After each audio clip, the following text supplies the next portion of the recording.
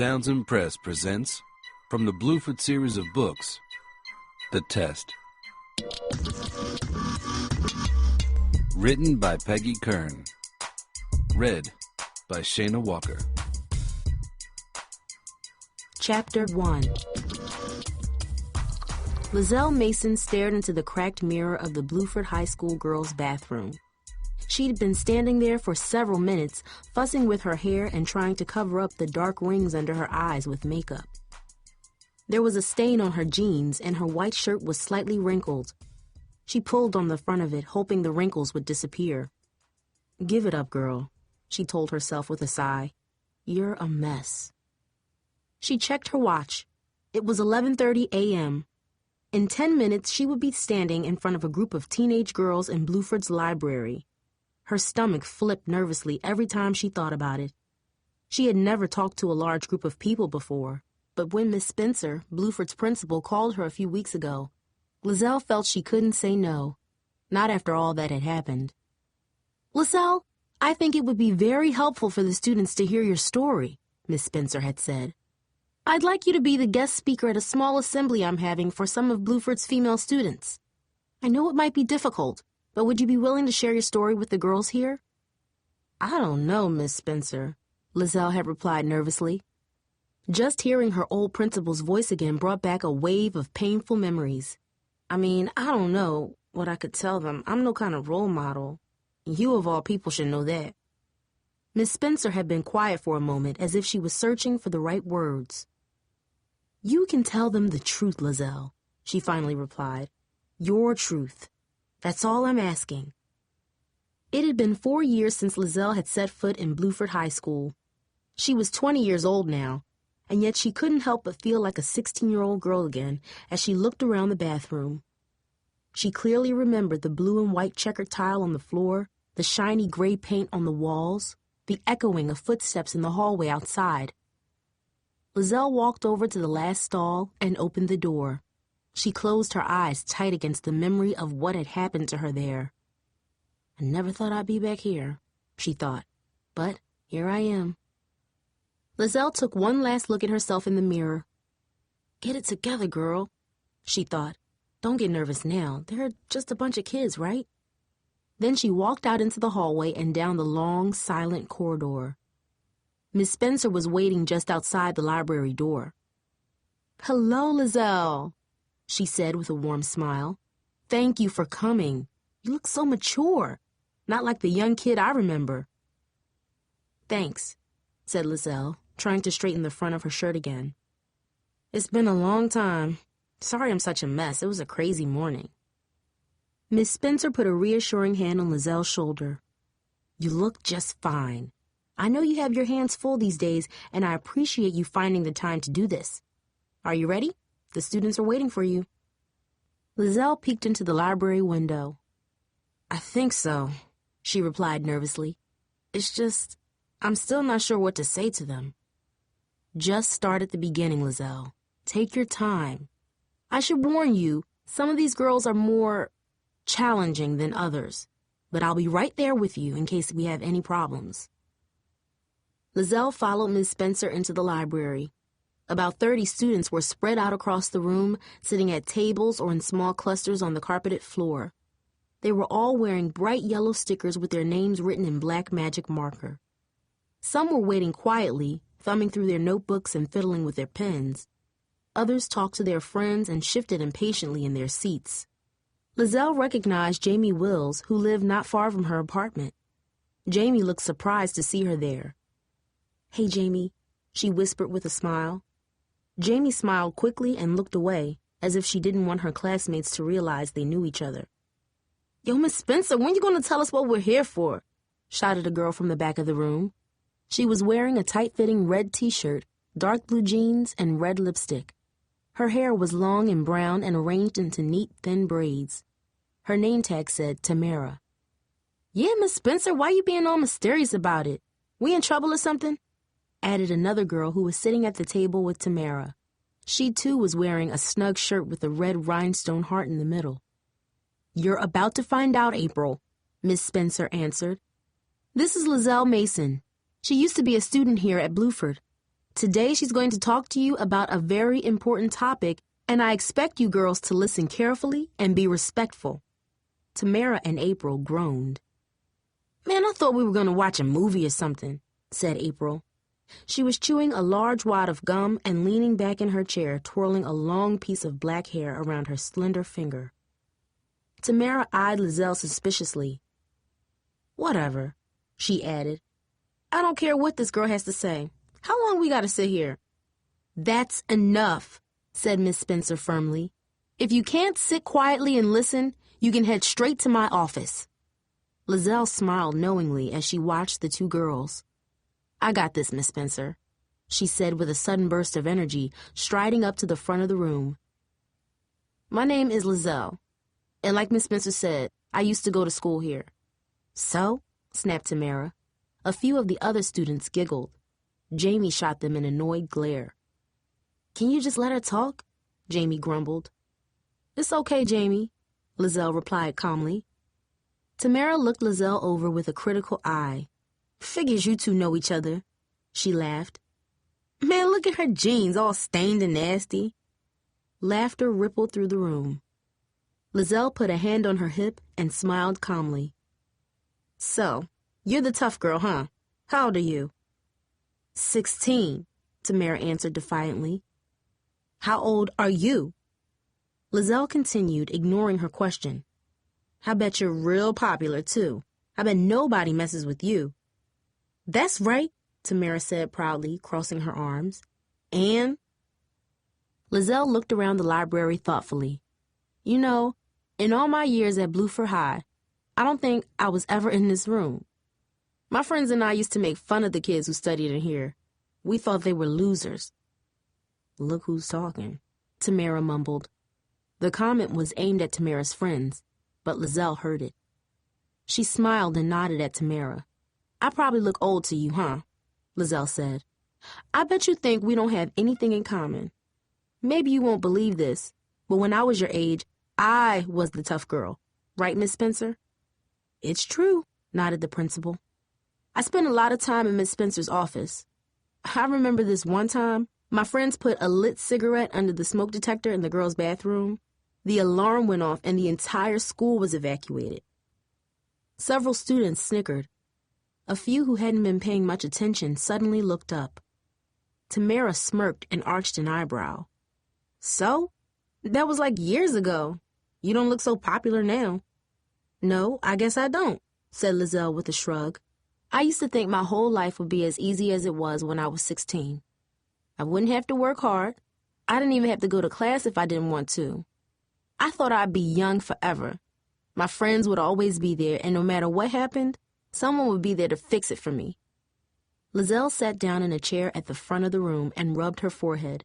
She could feel a dull ache building behind her tired eyes. She laughed bitterly and shook her head. "I actually believe we'd be together. Me and Oscar." Tamara picked at her nails. She looked bored. "Ain't my fault if you can't keep a man," she murmured, quietly enough so that Miss Spencer couldn't hear. Then she pulled out a small red cell phone from her backpack and began texting under the table.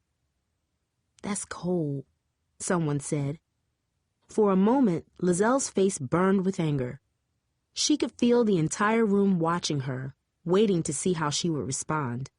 She imagined herself striding over to Tamara and kicking the chair right out from underneath her. That's what she would have done 4 years ago, when she was Tamara's age. Liselle stood up and walked over to Tamara's table, her face serious, but also slightly amused. She leaned in close to Tamara, who suddenly looked surprised. Tamara glanced at Miss Spencer, then at April, who was staring at the floor. "I'd be offended by what you just said to me," Liselle said firmly, "if I thought you had any idea what you were talking about."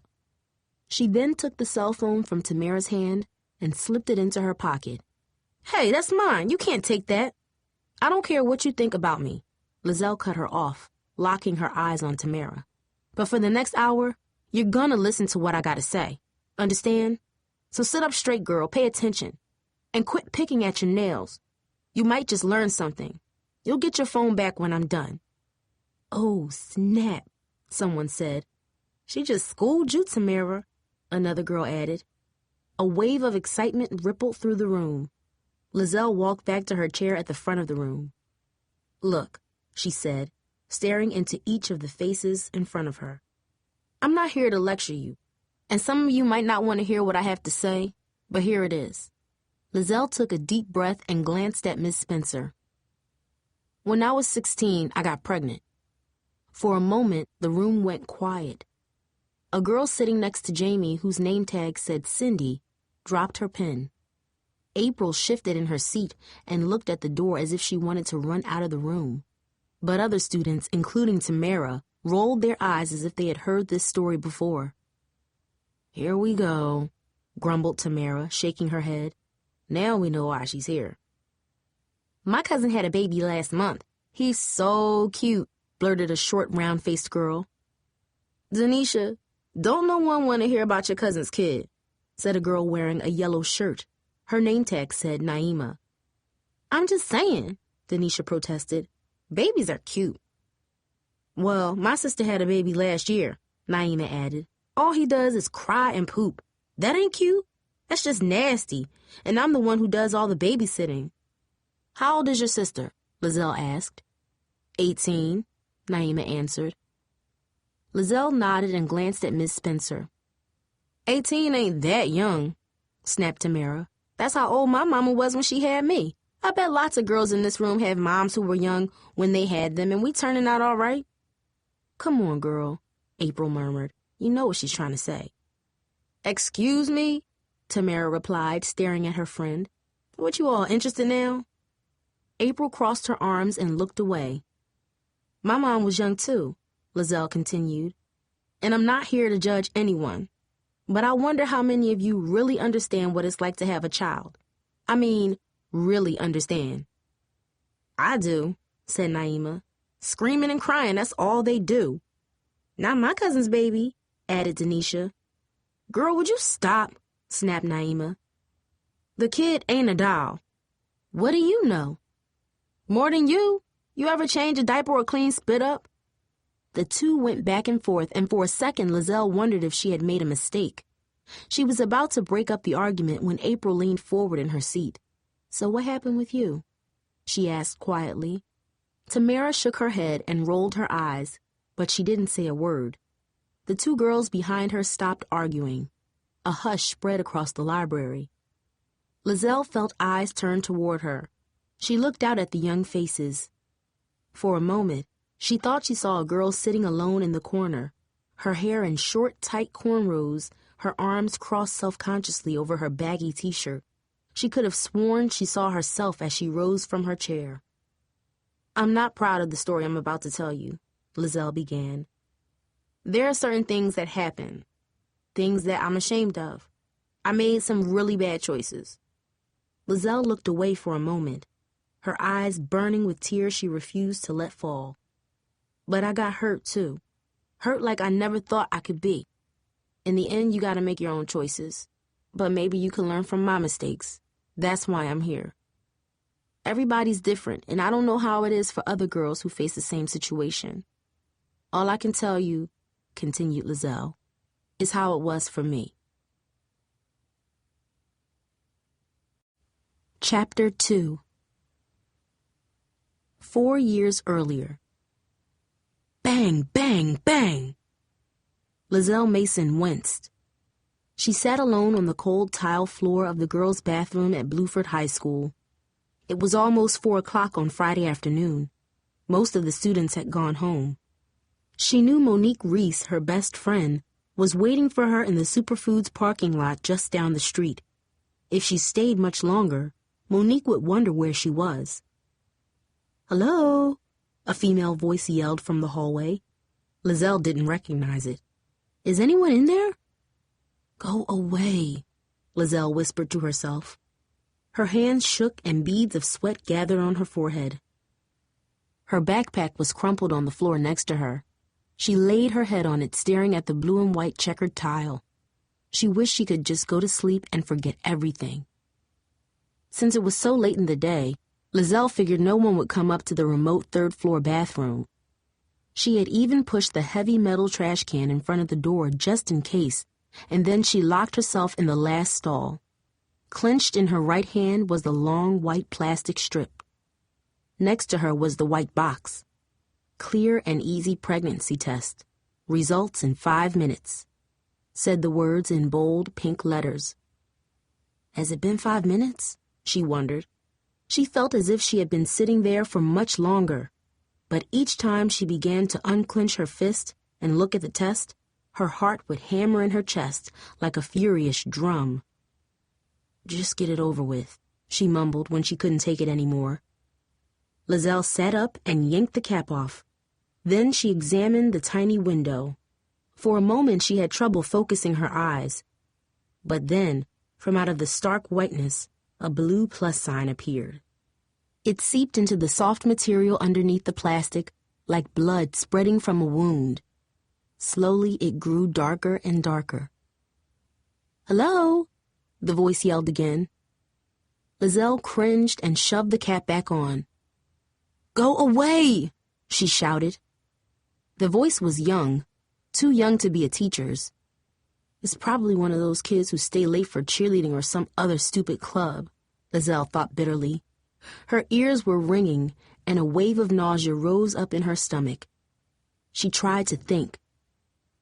When was my last period? It's January now. November, maybe? October? She wasn't sure exactly, but it had been more than a couple of months. Liselle had tried to ignore this fact, figuring it would return as it had every month since she was 12 years old. But weeks had passed, and her period never came. Then she noticed her jeans were getting snug around the waist. This morning she couldn't even fit into her favorite pair. Please, no, she thought, looking at her face in the mirror before she left. Were her cheeks fuller too? She wondered. Don't let it be that. On her way to school, she had stopped in Superfoods and walked down aisle 7, pulling the hood from her jacket over her head and turning up the music in her headphones. Then she grabbed the same pregnancy test her cousin Shayna had taken last year. She remembered it because of the pink exclamation mark after the words, "Results in 5 minutes." She had wanted to slip the box into her backpack and walk out without facing the cashier, but the store manager lingered at the end of the aisle fiddling with bottles of cough medicine. Liselle was sure he was watching her, so she paid for the test with a crumpled $20 bill she had taken from the tip jar in Mom's bedroom. Then she buried the small white box in her backpack and rushed out. All day she had waited, pretending everything was fine, ignoring the dizziness she felt from time to time, especially when she stood up from her desk after class.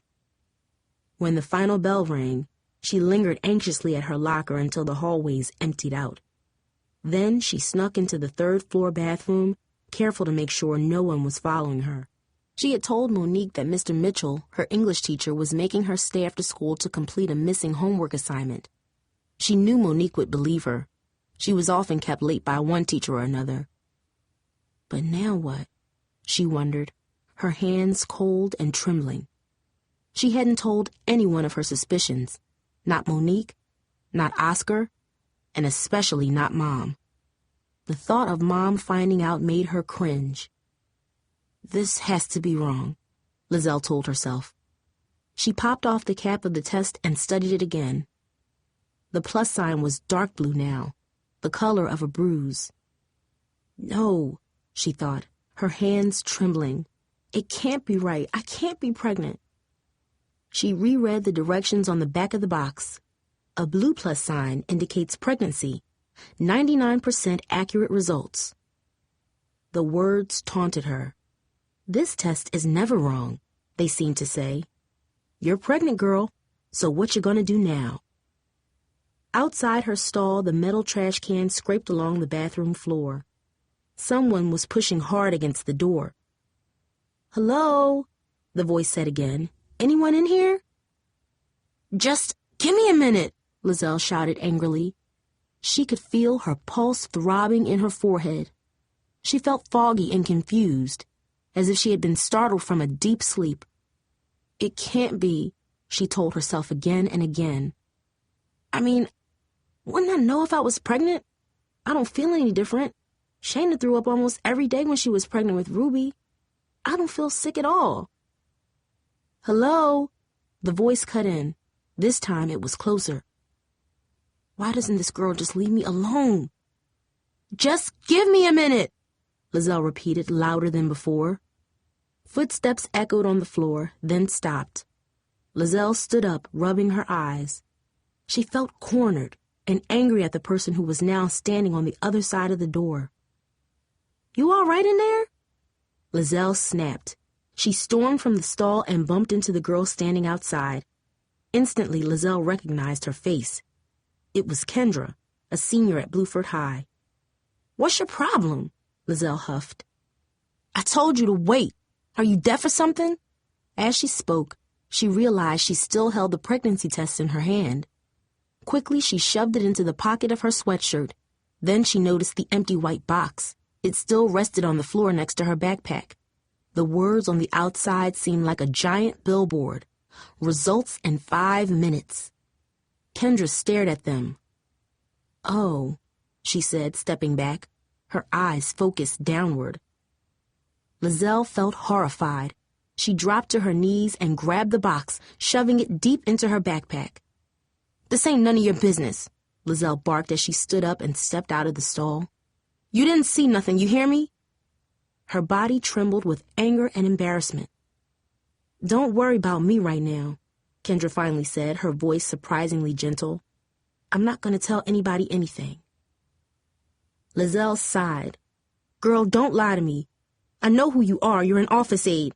You better not go and tell Miss Spencer, she said, trying to hide the emotion in her voice. I won't, Kendra answered sincerely.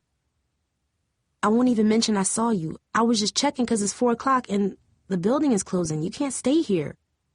Kendra was wearing a plain white button-down shirt and loose-fitting jeans. Her brown hair was pulled back into a simple ponytail. Liselle wondered what the older girl thought of her as she stood there in baggy sweatpants, hiding in the bathroom so she could take a pregnancy test. She pulled at the front of her blue t-shirt, suddenly feeling embarrassed. I know, Liselle stammered. I was about to leave anyway before you came barging in. Are you okay? Kendra asked. For a moment, Liselle felt like a little kid. She almost wanted to tell Kendra the truth, even though she barely knew her. She had seen her a few times in the office answering phones and filing papers. Sometimes she would show up in the parking lot of Superfoods after school, where students often gathered to hang out, but she never stayed very long. Kendra seemed to be smart, the kind of girl who might know what to do in this situation. I think I might be pregnant, Liselle imagined herself saying. She could barely think the words. I don't know what to do. Do you want me to call somebody? Kendra continued. I mean, if you're upset. The suggestion hit like a slap in the face. Who am I going to call? She wanted to say. How can I tell anybody about this? Instead, she glared at Kendra. I'm fine. Look, Kendra said after a moment. I don't know you, but if you're in some kind of trouble... She glanced at Liselle's hand, which was still shaking slightly. You should tell somebody, that's all. Liselle hoisted up her backpack. Forget it, she thought to herself. This girl don't know nothing. She can't help. She ain't nothing like me. Besides, the test is probably wrong. It's gotta be. Liselle wiped the smudged black eyeliner from underneath her sharp brown eyes. Then she strode up to Kendra and jabbed a finger into her chest. Though Kendra was older, Liselle was slightly taller. She felt powerful standing in front of her, and for a second, that made Liselle feel better. You better do what you said and keep your mouth shut, she whispered angrily as she zipped her backpack shut. This ain't none of your business. If I find out you said a word about this to anyone... Kendra sighed and shook her head. Whatever you say, she said, stepping away from Liselle. I was just trying to help. It's 4 o'clock and... I know. I heard you, Liselle replied angrily. I'm out of here anyway. I hate this place. Liselle, over here, girl. Liselle forced herself to smile as she walked toward the back parking lot of Superfoods. A large group of students were gathered there, as they often were after school. Since it was Friday, there were even more students than usual, standing in small groups, laughing and listening to music that pumped from several parked cars. Some were eating slices from Nico's Pizza. Monique waved to her from across the parking lot. She was leaning up against a black Hyundai. A group of boys were standing nearby and watched Liselle as she approached her friends. Liselle pulled her baggy gray jacket around her and walked faster. "Yo, Liselle," said a thin boy in a red basketball jersey. "What's up, girl? You going to Damien's party tomorrow night?" Lizelle's head was throbbing. She didn't feel like talking to anyone. "Just pretend that everything's normal," she told herself. "Not if you're going to be there," Liselle shot back. "I ain't got time to be babysitting no little kids." "Little kids?" he replied with a grin. "Girl, you looking at a man right here." "Oh, I'm looking," Liselle continued, "but all I see is a broke-down boy who needs a haircut." Laughter erupted from the crowd. "Oh, no, she didn't," said another boy. "Yo, Will, she just told you." "Always does," Will chuckled. "That girl always gotta come back." Monique called out to her then. She was wearing a short blue denim skirt and a puffy yellow jacket. Her hair was pulled back into a tight ponytail. "Over here, girl," she said. The boys turned toward Monique, who tossed her head back and smiled. "Monique, though," Will continued, "she's fine." "You know it," the other boy added with a smile. Liselle looked down at her scuffed black sneakers and gray sweatpants. She was used to boys ignoring her or losing interest once they got close enough. Her round face and straight, thick body she thought was built more for basketball than for the snug jeans and small skirts her friends liked to wear. Over the summer, Monique had decided to give Liselle a makeover. She taught her how to line her sharp brown eyes with coal-colored eyeliner and fill in her lips with lip gloss. Before a party at the end of the summer, she had even squeezed Liselle into a pair of tight-fitting jeans and a shirt that stopped just short of her waistline. "And girl, you've got to stop braiding your hair like that," Monique had insisted. "You should grow it long. Boys like long hair." Liselle knew her friend meant well, but Liselle felt uncomfortable wearing Monique's outfit. She didn't like the way the boys stared at her. She felt awkward and exposed, and she was never sure if people were laughing at her.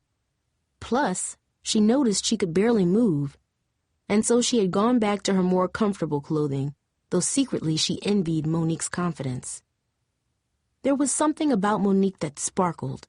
She seemed to thrive on the attention she got from boys. Liselle felt dull in comparison. She had a hard time keeping up. "Girls like me don't get pregnant," she thought, staring at her friend. "What took you so long? You must have really pissed off Mr. Mitchell this time," Monique said with a grin as Liselle walked up to the car. "What'd you do, anyway?" Liselle shrugged. "Forgot my homework." She lied. "More like you didn't do it, again," Monique replied. The hard bass line of a hip-hop song thumped from a car that was parked nearby. Monique swayed and snapped her fingers to the beat. "Ooh, I love this song," she exclaimed. Liselle quickly scanned the parking lot. In the distance, she saw Oscar Price sitting in the front seat of a dark blue, slightly beat-up car. His head nodded to the slow, steady beat that vibrated the car windows. Liselle stood up straight and fiddled with the edge of her jacket. Did he see me? She wondered, hoping he would look in her direction. Monique nudged her with an elbow. "Stop staring, girl." "I wasn't," Liselle said quickly. Monique shook her head and raised a suspicious eyebrow. "You still messing with that boy?" "Nah," Liselle replied defensively. "Not really." Monique fished through her pocketbook.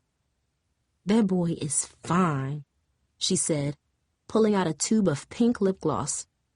"A lot of girls would like to get with him." Lizelle's face grew hot.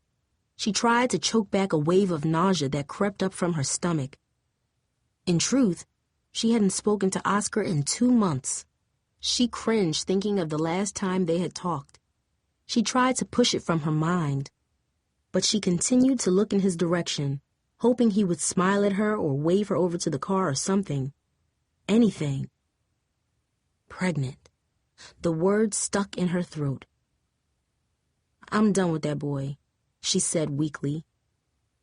"I'm bored," Monique sighed, leaning back on the car and swinging her legs. "Man, I can't wait for summer. You still gonna work at the mall with me, right?"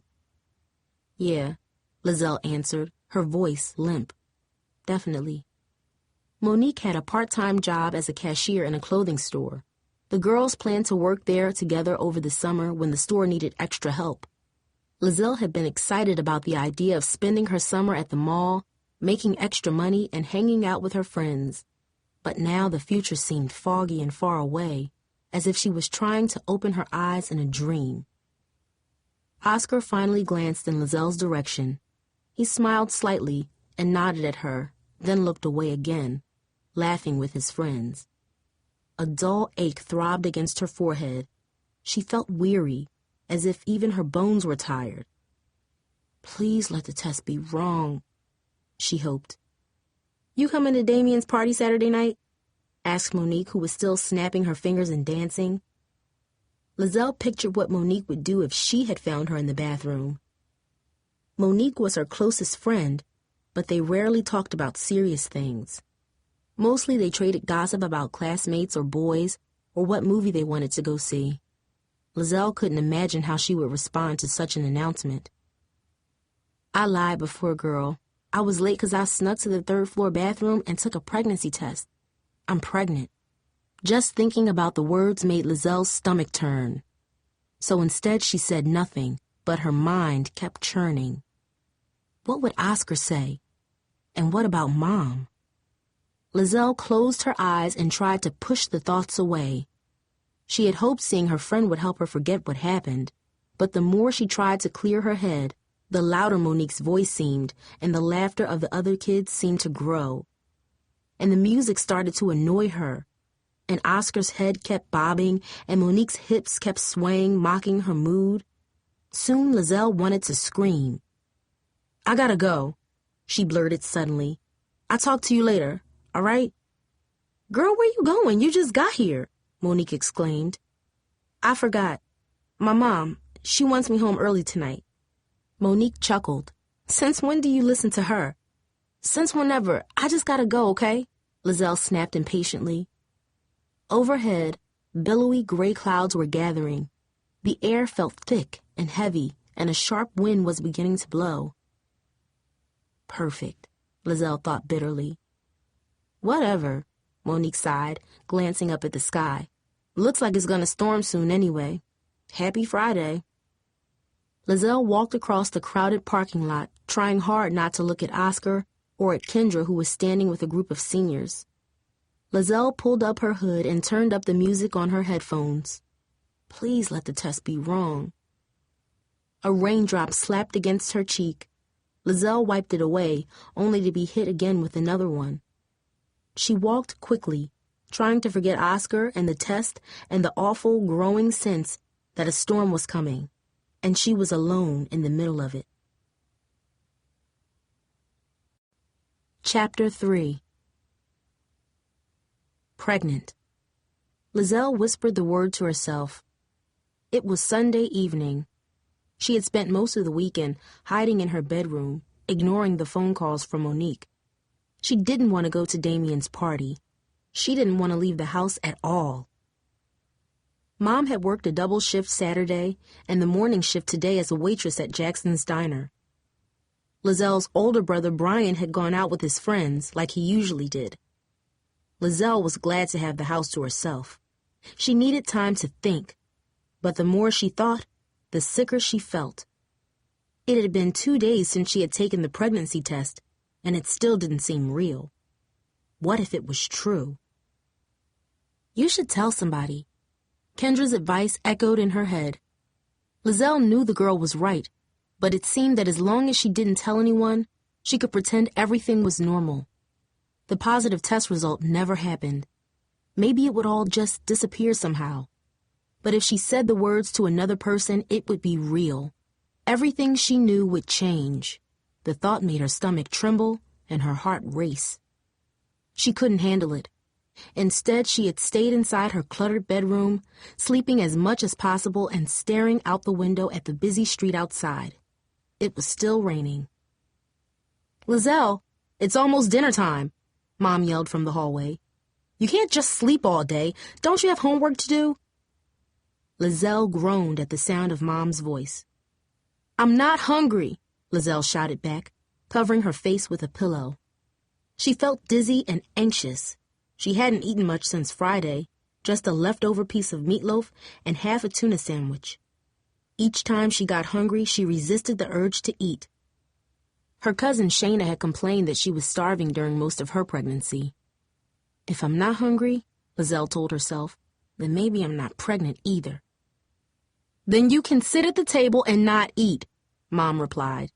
"I haven't seen you all weekend. This is my one night off, and I'd like to spend some time together." Liselle rolled her eyes and dragged herself up from the bed and out into the small living room of their rented house. She felt shaky. A faint headache pulsed behind her tired eyes. Mom was in the kitchen tossing a bowl of lettuce and tomatoes. On top of the stove was a frozen pizza that Mom had warmed up in the oven. Brian was sitting on their battered couch, playing a loud video game. The thin cushions sagged beneath his weight. "Girl, what happened to you?" he said with a smirk. The sound of gunfire and rapid flashes of light filled the room. "No offense, but you don't look so good." "Shut up," she grumbled, flashing him an annoyed glare. She was wearing baggy sweatpants and an oversized t-shirt. She glanced at her stomach and resisted the urge to tug at the front of her shirt. "I just don't feel good." "Are you sick?" Mom said, putting a hand on her forehead. "I'm fine," Liselle complained, brushing her hand away. "I'm just tired." "Well, you've been sleeping since I got home today, and I haven't seen you eat a thing either. Are you sure nothing's wrong?" "I'm fine, Ma," Liselle insisted, slumping into a chair at their small kitchen table. She didn't like when Mom treated her like a little kid. Ever since Brian got kicked out of Bluford last year, Mom had treated her differently, as if she expected Liselle to do something wrong too. Liselle still remembered the day Brian lost it when he found out his girlfriend, Jocelyn Harris, cheated on him. Monique had come racing to Liselle's locker with the news. "It was crazy, girl," Monique had explained. "He kept screaming how he trusted her, but she tore his heart out. I swear, he looked like he was going to hit her. And when security tried to grab him, he punched a guard in the face. I think he broke his nose." Brian never talked about it. Afterward, Mom had to transfer him to a disciplinary program at Lincoln High School on the other side of town. She had taken a second job as a bartender to pay for Brian's bus fare and program fees. At first, Liselle hadn't liked her mother's new schedule, but Liselle had discovered that there were benefits to Mom's long hours at work. She didn't have as much time to check Liselle's homework or make sure that Liselle was home after school. Liselle had grown used to feeling more independent. She didn't like answering her mother's questions anymore. "Okay," Mom sighed, looking at the bubbly pizza on the stove. "I think it's done. Brian, come sit down and please turn off that video game." Mom rubbed her head wearily. "It sounds like a war zone in here." Mom plopped down a thin, soggy piece of pizza in front of Liselle. "Brian, your father called. He won't be able to drive you to school tomorrow morning." "Figures," Brian grumbled, his eyes still glued to the TV screen. He pressed hard on the controller and gunned down his opponent. The body collapsed into a pool of blood on the TV screen. "Did Dad ask for me?" Liselle said, her face brightening. Mom hesitated for a moment, then smiled gently. "It was a quick phone call, Liselle. We didn't have time to get into much."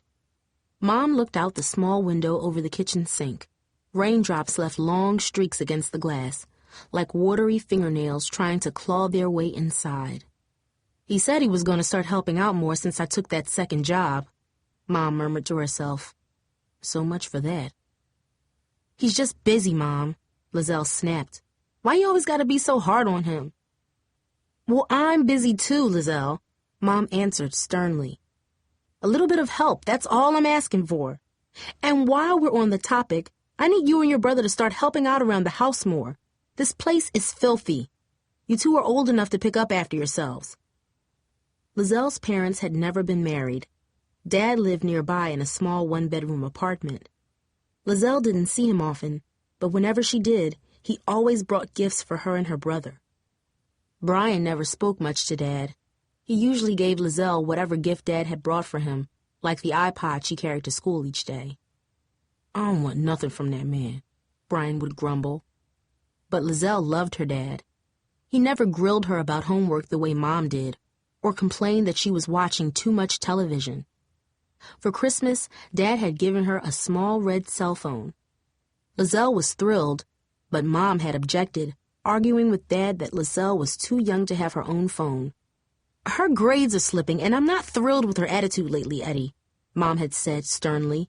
A cell phone is a privilege, and frankly, I don't think she's earned it. Don't be so hard on her, Dad had replied, winking at Liselle. Of course she deserves it. She's my baby girl. Mom had reluctantly agreed after Liselle promised to improve her grades. But she knew Mom didn't like the idea. She's just jealous because Daddy buys me gifts, Liselle had thought bitterly. I don't know why she's always so hard on him. How's school going, baby? Mom asked, sitting down next to her daughter. Liselle pushed away the slice of pizza and crossed her arms. Fine, I guess. Brian, please turn off that video game and come sit down, Mom said, spooning out salad onto Lizelle's plate.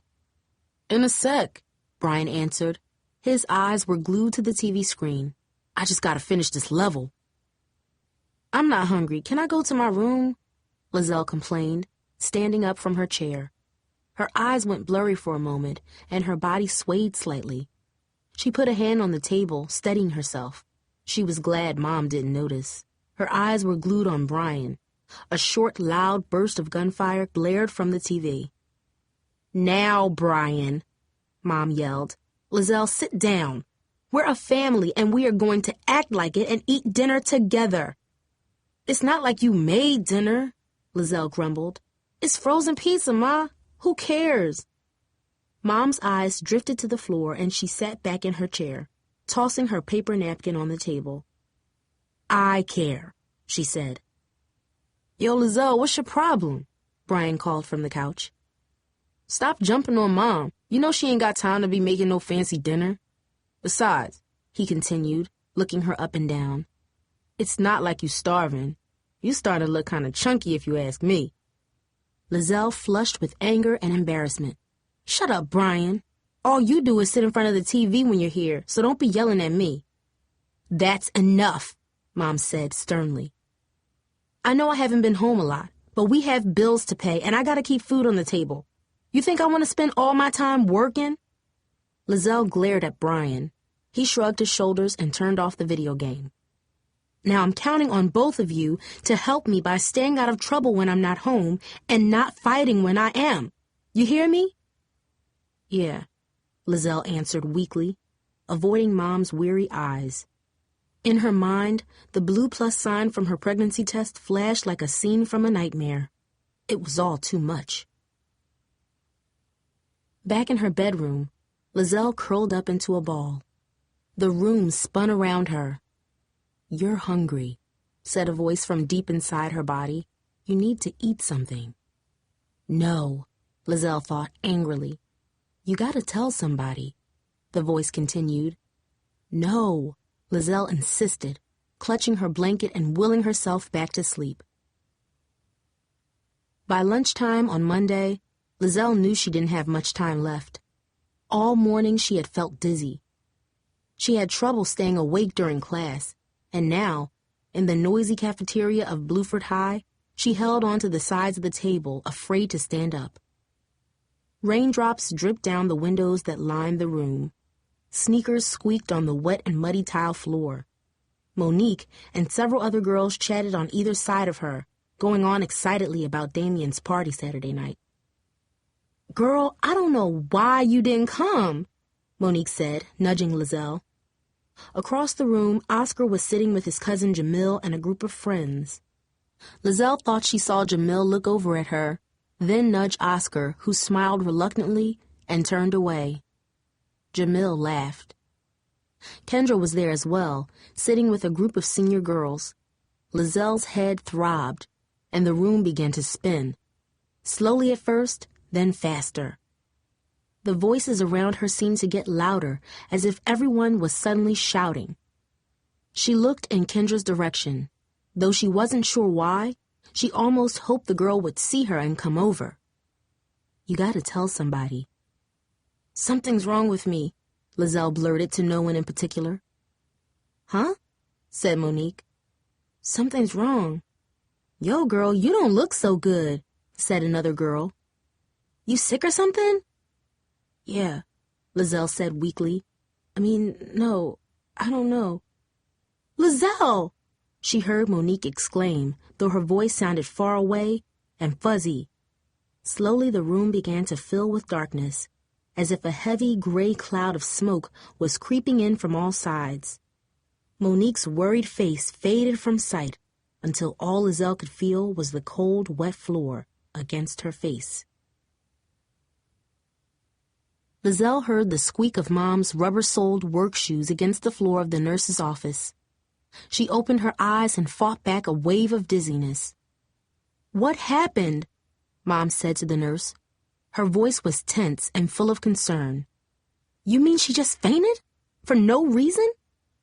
"I'm sure there's a reason, Miss Mason," the nurse replied. "We just don't know what it is yet. Her friends say she didn't eat much today, but that doesn't cause a healthy 16-year-old to pass out. Fortunately, she was only unconscious for a few seconds, and she was able to walk herself to the office. Still, I'd suggest bringing her to a doctor as soon as possible. Maybe it's nothing, but better to be safe than sorry."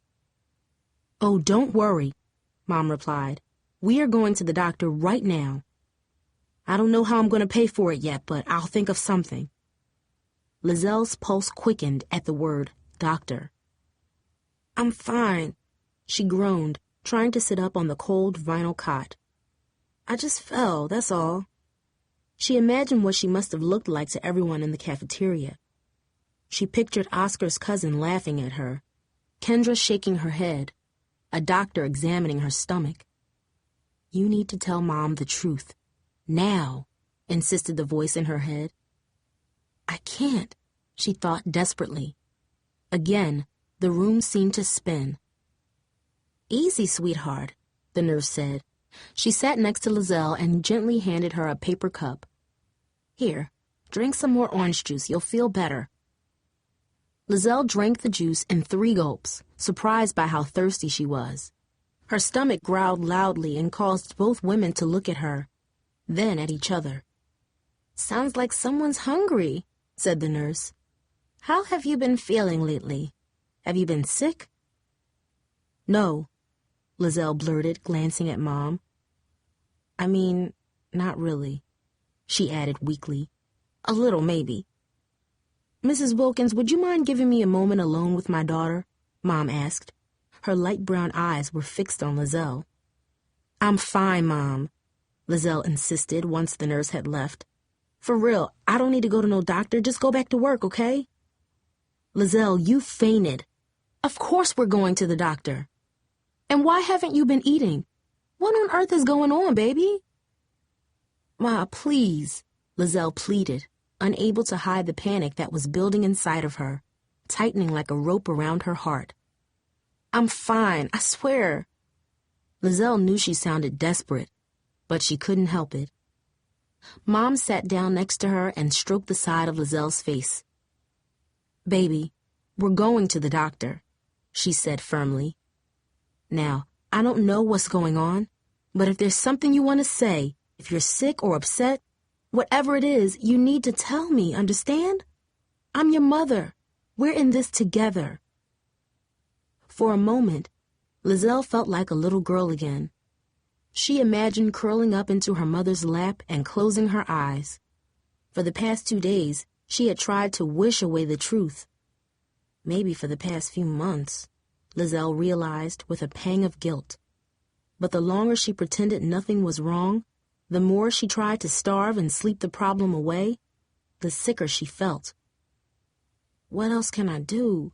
Liselle thought, looking into her mother's concerned eyes. I gotta tell somebody.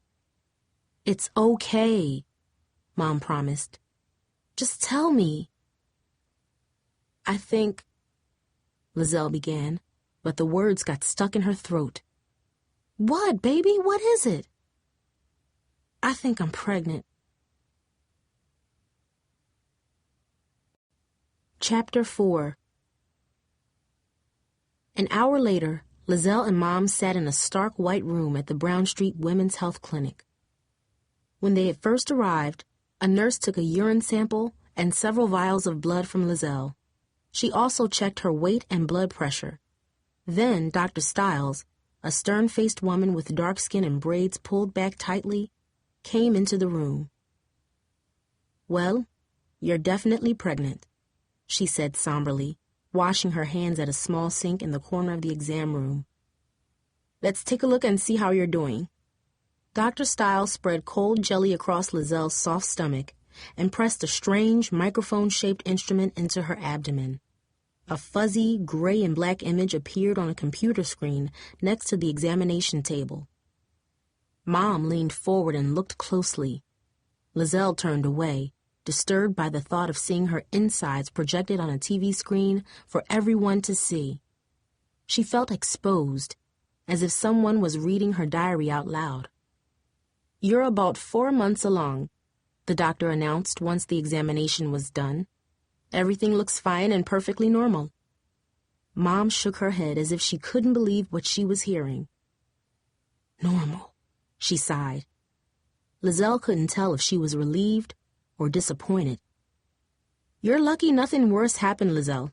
Your blood sugar is very low, which is not good. From now on, you must eat regularly. Can you tell me why you haven't been? Liselle shrugged. I just wasn't hungry, she answered grumpily. I'll leave you with some information on how to maintain a healthy diet, the doctor said, and I'd like for you to come back on Friday at 3:30 for a follow-up visit. Mom hadn't said much since they had left Bluford. Her arms were crossed tightly, and she was biting her top lip the way she did the day Brian was kicked out of school. Just an hour ago, sitting in the nurse's office, Liselle had felt close to Mom. But now, although her mother sat only a few feet from her, Liselle felt as if they were miles apart. I should have kept my mouth shut, she thought. The pregnancy is into its second trimester, the doctor continued, looking at both of them, which means Liselle's options are limited. I don't know if you two have talked about what Liselle wants to do, but at this advanced stage... I understand, Mom interrupted, putting up her hand as if she had heard enough. Understand what? Liselle wondered. But the doctor kept talking, saying large, strange words that scared Liselle, even though she didn't know what they meant. Folic acid, ultrasound, genetic testing, prenatal, fetus. Then she handed Liselle a bottle of large purple vitamins, instructing her to take one each day, and left the room, her thick rubber shoes squeaking on the water that Liselle and Mom had tracked inside. Liselle looked at the bottle suspiciously. I ain't taking these, she complained. They're gigantic. Mom shot her an icy glare that told Liselle she should stop talking. As soon as they arrived home, Mom exploded. I can't believe this, she hollered, throwing her bag on the couch. Liselle, how could you let this happen? How could you? And how have you been hiding it all this time? I didn't even know you had a boyfriend. I don't, Liselle answered quickly, as if admitting she had a boyfriend would make things worse. Well then, who? Mom asked, her face a mixture of anger and concern. He's nobody, Liselle interrupted. His name, Liselle, Mom commanded. What's his name? Oscar, all right, Liselle snapped. Stop yelling at me, Mom. It's not like I did this on purpose. But you still did it, Mom replied sharply. Liselle, we've talked about sex. We've talked about protection. I thought you were smarter than this. Well, I guess I'm just stupid then. It just happened, Mom, all right? What do you want me to say? Why didn't you tell me sooner? Mom continued. 4 months along, Liselle? Why didn't you say something? Liselle lowered her eyes and fiddled with the drawstring on her sweatpants. I don't know. I didn't want it to be true, I guess. I didn't want you to be mad at me. Well, it's too late for that. Mom fumed, throwing her hands up in frustration. Mom gripped Liselle by the shoulders. Their faces were only inches apart. Liselle tried to look away, but Mom held on tighter, pressing her fingernails into Liselle's skin. She smelled like diner food and perfume. Her plastic name tag hung limply from her uniform. Do you understand what's happening here? Mom continued, shaking her like she was a child who tried to touch the stove. Her voice was urgent and tense. Tell me you understand. Come summertime, you will have a baby. That's the reality, Liselle.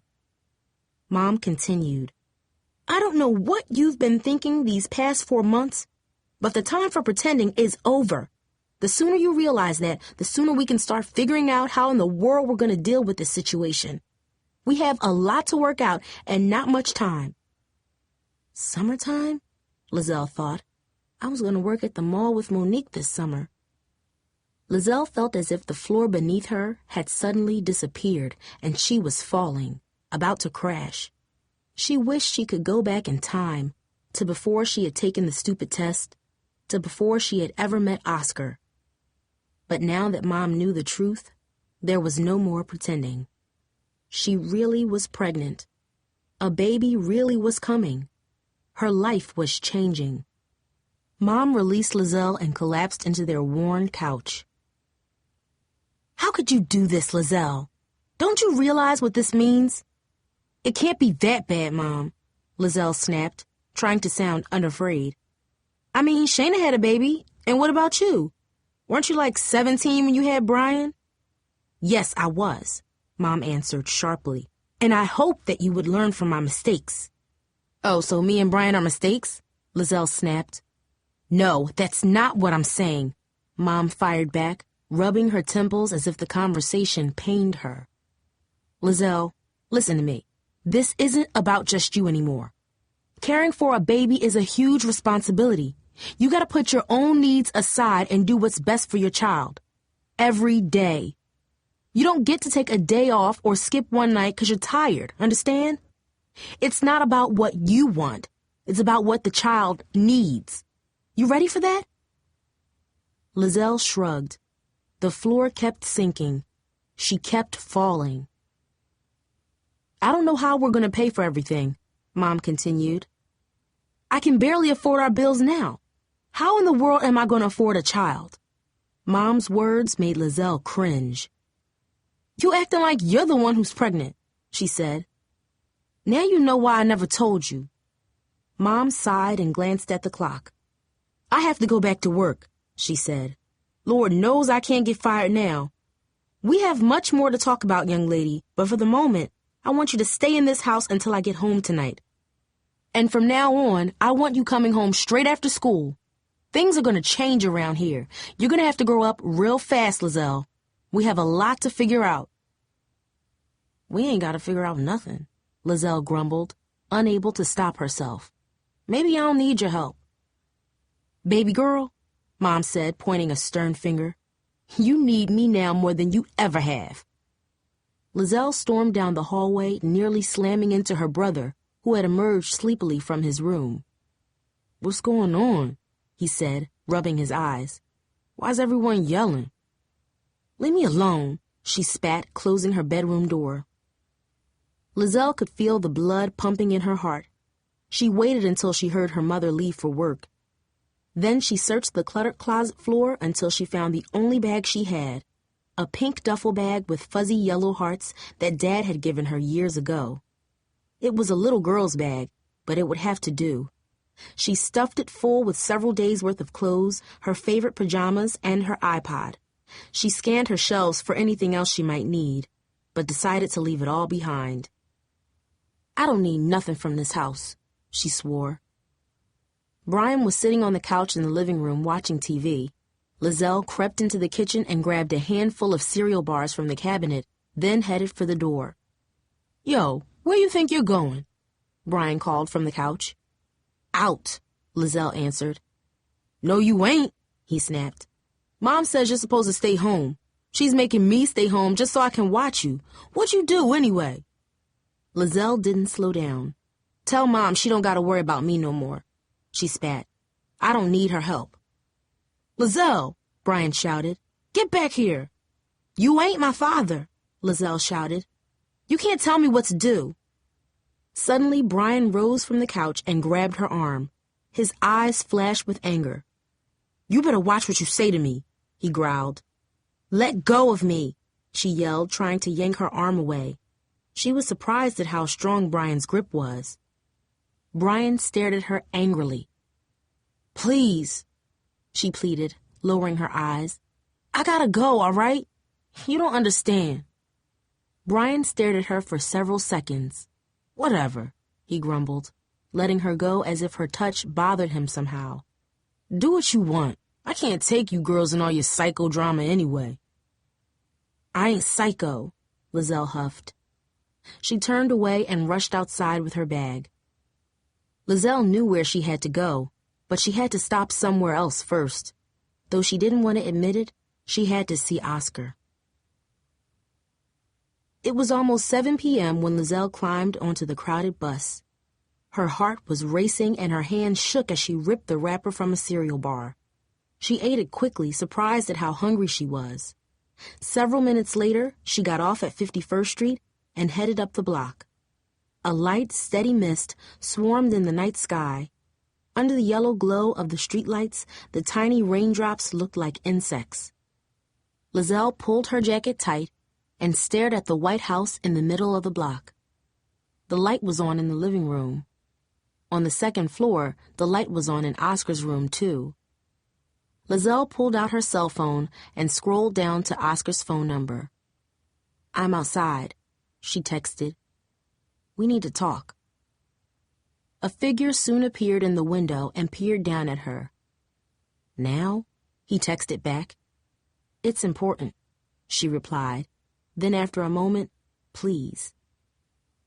Liselle waited for what felt like several minutes. Finally, Oscar emerged from the front door of his Uncle Russell's house.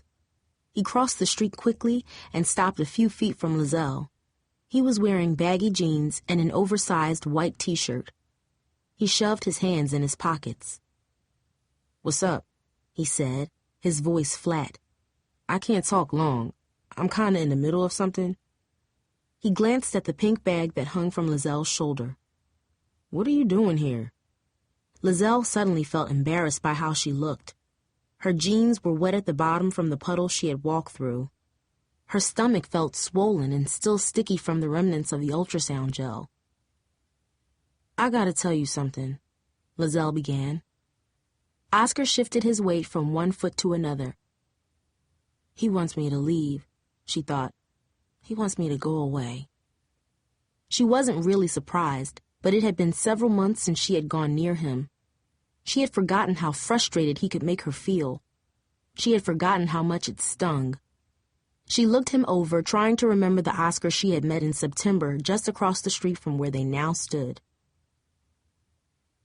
That night, Oscar's cousin Jamil was throwing a party. The house was crowded and loud, brimming with Bluford students. Music thumped loudly. Some kids were drinking alcohol from large plastic cups and smoking cigarettes. A cloud of gray smoke hung in the air.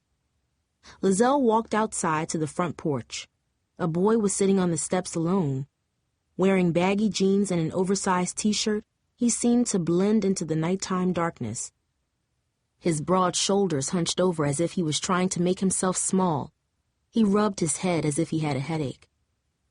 "Oh, sorry," she said, eyeing him cautiously. "I didn't know anybody was out here." She had never seen him before, and she wasn't sure if he had been drinking. "It's cool," he answered, glancing up at her. His voice was strong, and his light brown eyes were sharp and clear. "You can hang out." The boy stared off into the street again. It ain't my house, he mumbled. Liselle couldn't be sure, but she thought he sounded a bit sad. She watched him for a moment. He was tall, she thought. He had a wide face and a sharp jawline. His black hair was cut very short. Under the dim porch light, she could see the muscles moving in his long arms as he clenched and unclenched his hands. "How come you out here all by yourself?" she asked, hoping he hadn't noticed her staring. The boy shrugged. "Just not in the mood for all this, I guess." "These parties can get a little crazy, that's for sure," she said, shaking her head. "Last month I actually saw some kid get sick all over a girl. The boy was so drunk, he kept trying to talk to her like nothing ever happened. I ain't never seen a girl get so mad before." "That's nasty," he chuckled. His dark skin glowed in the dim yellow porch light. "I'm Liselle," she said, sitting down next to him. "Oscar," he answered with a nod. "Jamil's cousin. I just moved here a couple days ago." "So you're going to Bluford this year?" "Yeah," he sighed. "I used to go to Lincoln, but my mom's out of work and—" He stopped talking and looked at Liselle, as if he was deciding what to tell her. "Anyway," he continued, "I'm staying here for a while, I guess." "That's cool," Liselle replied. She understood how hard it was to start at a new school where nobody knew you. She had come to Bluford her freshman year from a grade school that very few of the other kids had gone to. Even though she had been at Bluford for more than 2 years, sometimes she still felt out of place. "I hate school, but Bluford ain't all that bad. I mean, some of us are nice." Liselle smiled and nudged Oscar gently with her shoulder. "I ain't that terrible, right?" Oscar let out a small chuckle.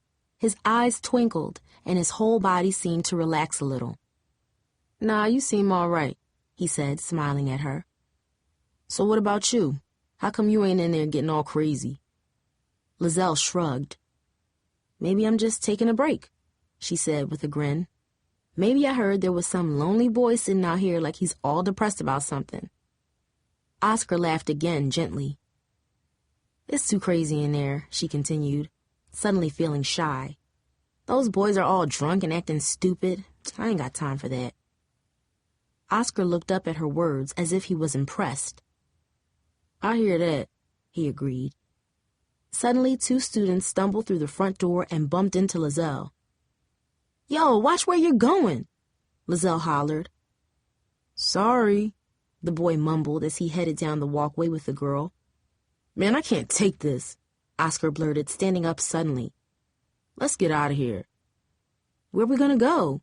Liselle asked, surprised. "We could go up to my room," he suggested. "It's the only place I know around here. It ain't much, but at least it's quiet." For a moment, Liselle hesitated. She wasn't sure about being alone with a boy she had just met. But there was something genuinely nice about Oscar, she thought. Moments later, she was following him up the scuffed stairwell to his cramped bedroom. The floor was cluttered with piles of clothes and unopened cardboard boxes. He cleared a spot, and they sat together against the wall. Then they listened to music, and Oscar showed her pictures of his old friends from Lincoln High. Soon they were talking about Bluford, and she told him which teachers to avoid. "To tell you the truth, I didn't want to move here or go to Bluford. The only good thing about this is that I get to see my cousin Jamil. He was like an idol to me when we were growing up. At least now we can finally hang out." "Maybe it won't be the only good thing you find out here. You never know, right?" Liselle said, surprised and a bit embarrassed about how her words sounded, especially since she was alone in a strange boy's bedroom. Oscar smiled, and the room got quiet. Then he looked at her the way guys do just before they lean in for a kiss. Liselle's heart had raced with an electric mixture of excitement and nerves. His face crept closer until their lips touched, and she felt his warm hand wrap around her waist and touch the skin at the base of her spine. Liselle jumped, surprised at the feeling of Oscar's hand. Then she giggled and pulled away. "I should go," she said softly. "It's late." As they walked down the stairs, Jamil was standing with 3 other boys in the living room. They stopped talking at the sight of Liselle. Jamil arched an eyebrow and looked her over. He smirked and nudged the boy standing next to him. Then he looked at Oscar and nodded his head approvingly. "Nice going, cuz," he murmured with a sly smile. "You work fast, huh?" The other boys chuckled and stared at Liselle. One of them moved his eyes across her body. Liselle knew instantly what they were thinking. She and Oscar had been upstairs for a long time. "We were just talking," she snapped, trying her best to sound tough. But Jamil only chuckled. She felt ashamed in front of him, even though she had no reason to. She waited for Oscar to speak up, to say that nothing had happened or at least tell Jamil to shut up. But Oscar stayed quiet, holding the door open for Liselle, but avoiding her eyes. He looked ashamed, too. I guess I'll see you at school," she stammered, suddenly unsure of what was going on. "Yeah," Oscar answered quickly, letting the screen door close. "Definitely." For a moment, Liselle stood alone on the porch, listening to the boys talk inside. "Dang, cuz, I didn't know you was up there with a girl," said Jamil. "Seriously, bro, you just moved here and you already working the ladies, huh?" said another boy. Laughter erupted and she could hear the boys slap hands like they did on the basketball court after winning a game. "You could do better, though," Jamil continued. "Liselle, she's all right, I guess. But I know other girls at Bluford who are finer than that. No offense, bro, but she's kind of rough if you know what I mean." "Yeah," Oscar answered weakly, and then his voice went silent. Walking home that night, Liselle wasn't sure how she felt. She liked Oscar, and she was pretty sure Oscar liked her. But then why had he let Jamil talk about her like that? Why hadn't he spoken up? Maybe he was just being a guy, she told herself. Guys always talk a big game, even when it's not true. But the more she thought about it, the more anxious she became. She wanted him to like her. She wanted to keep his attention. And she was afraid that if she didn't impress him soon, he would discover what Jamil said was right. There were prettier girls at Bluford. Why should he care about her? And so after school that Monday, she returned to his house and went up the stairs to his room. And when the tense moment came and he looked at her that way again, she leaned in first. She knew what she was supposed to do next. Mom had talked to her about condoms. So did Mrs. Sorrento in 7th grade health class. Liselle could remember staring at the awkward diagrams of the human body in her textbook and being quizzed on the details of how pregnancy happens and how to prevent it. And she recalled the day Monique had stolen a condom from her cousin's bedroom drawer. The girls had unwrapped it and looked at it closely. Monique joked about how it looked like an obscene balloon. "Don't you have anything?" Liselle asked Oscar that day in his room. "Like what?" Oscar answered, staring at her in a way that made her both happy and nervous. "Like, protection," she had continued. "Nah," he said.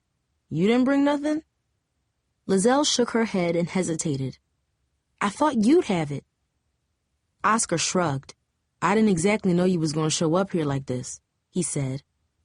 "Next time, all right? Don't worry." "I don't know," Liselle whispered, looking away.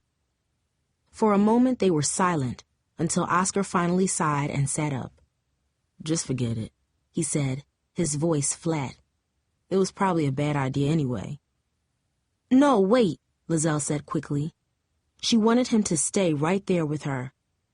In that moment, it didn't matter what Mom or Mrs. Sorrento had told her. All that mattered was keeping Oscar's interest. "It's cool," she had insisted.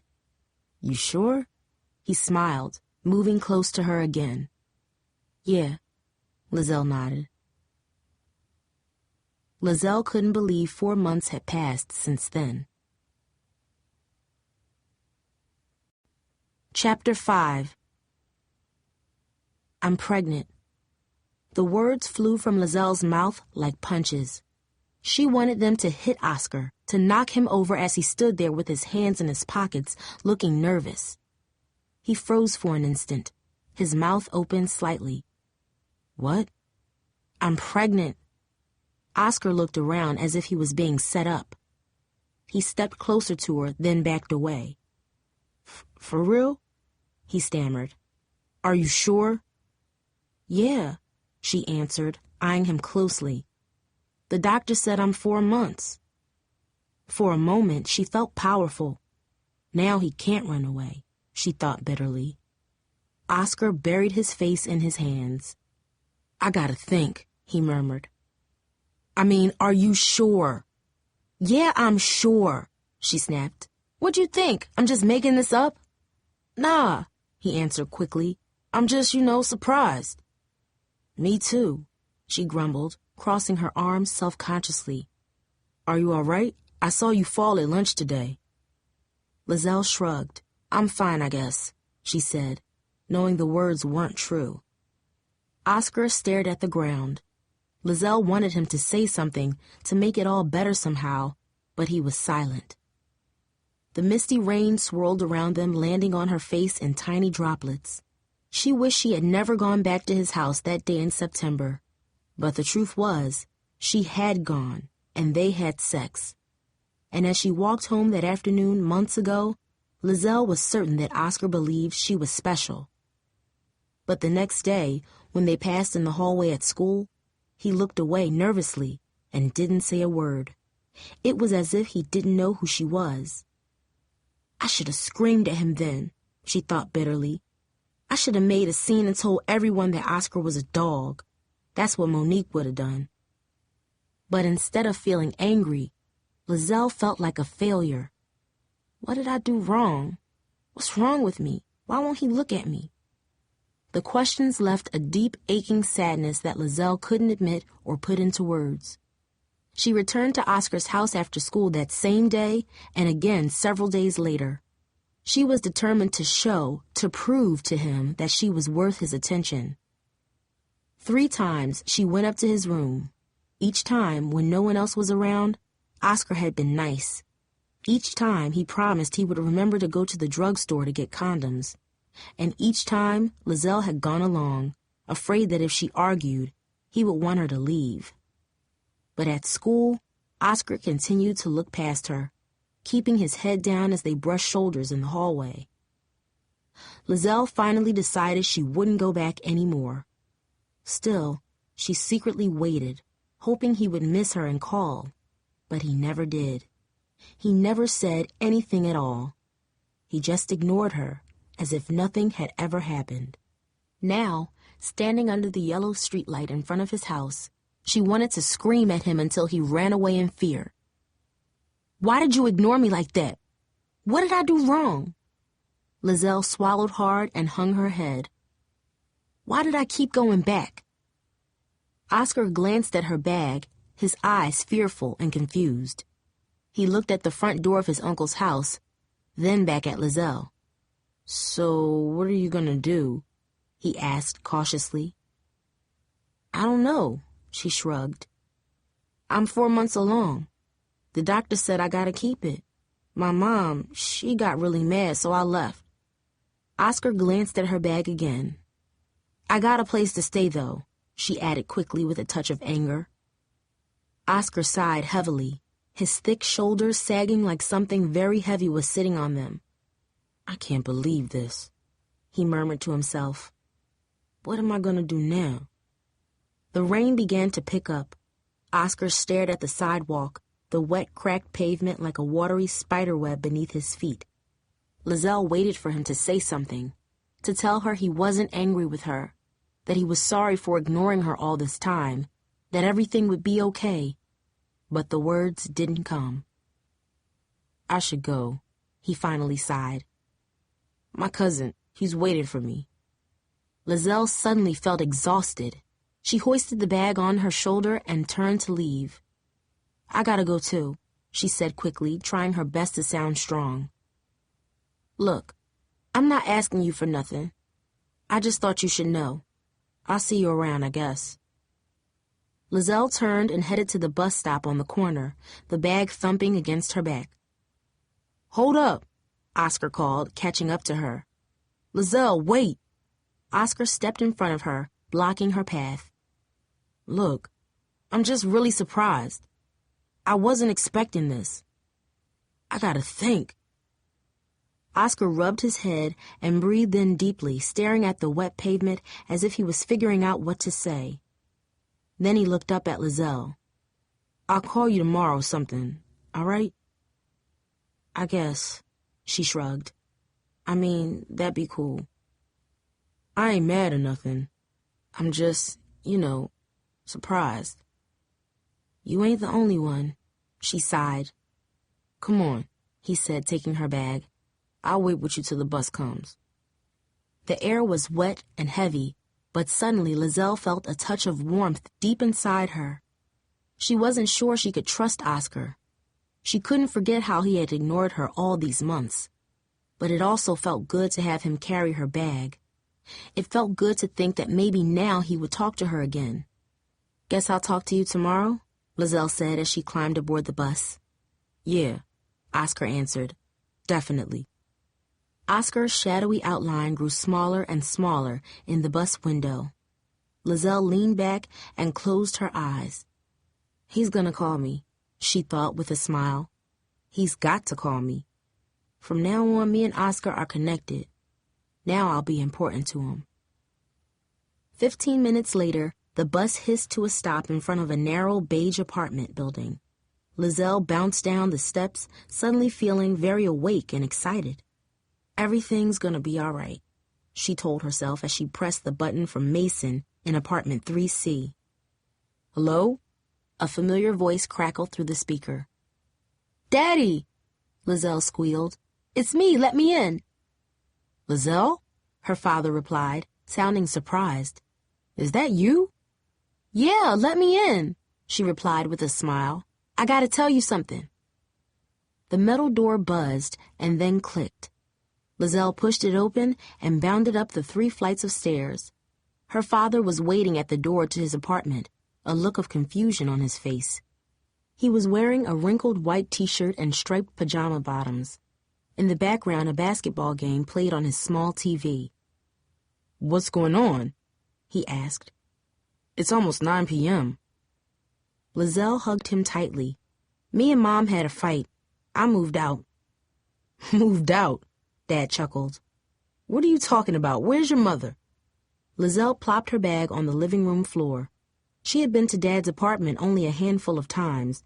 Usually he would come to their house, or he would meet her somewhere public, like a restaurant or the mall. Liselle was surprised at how cramped and messy it was. There was a faint smell of dirty laundry and old food. A jacket was thrown carelessly over the back of the TV. Several empty soda cans and a half-eaten frozen dinner sat on Dad's small coffee table. A dirty shirt hung from the arm of the couch. She got mad at me, she answered with a shrug. So I left. You know how she is. Dad laughed again and shook his head. Left? Liselle, you can't just leave. You're 16 years old. Where are you going to go? I thought maybe I could live here, she answered, trying her best to sound cheerful. Here? Dad stepped back and rubbed his forehead.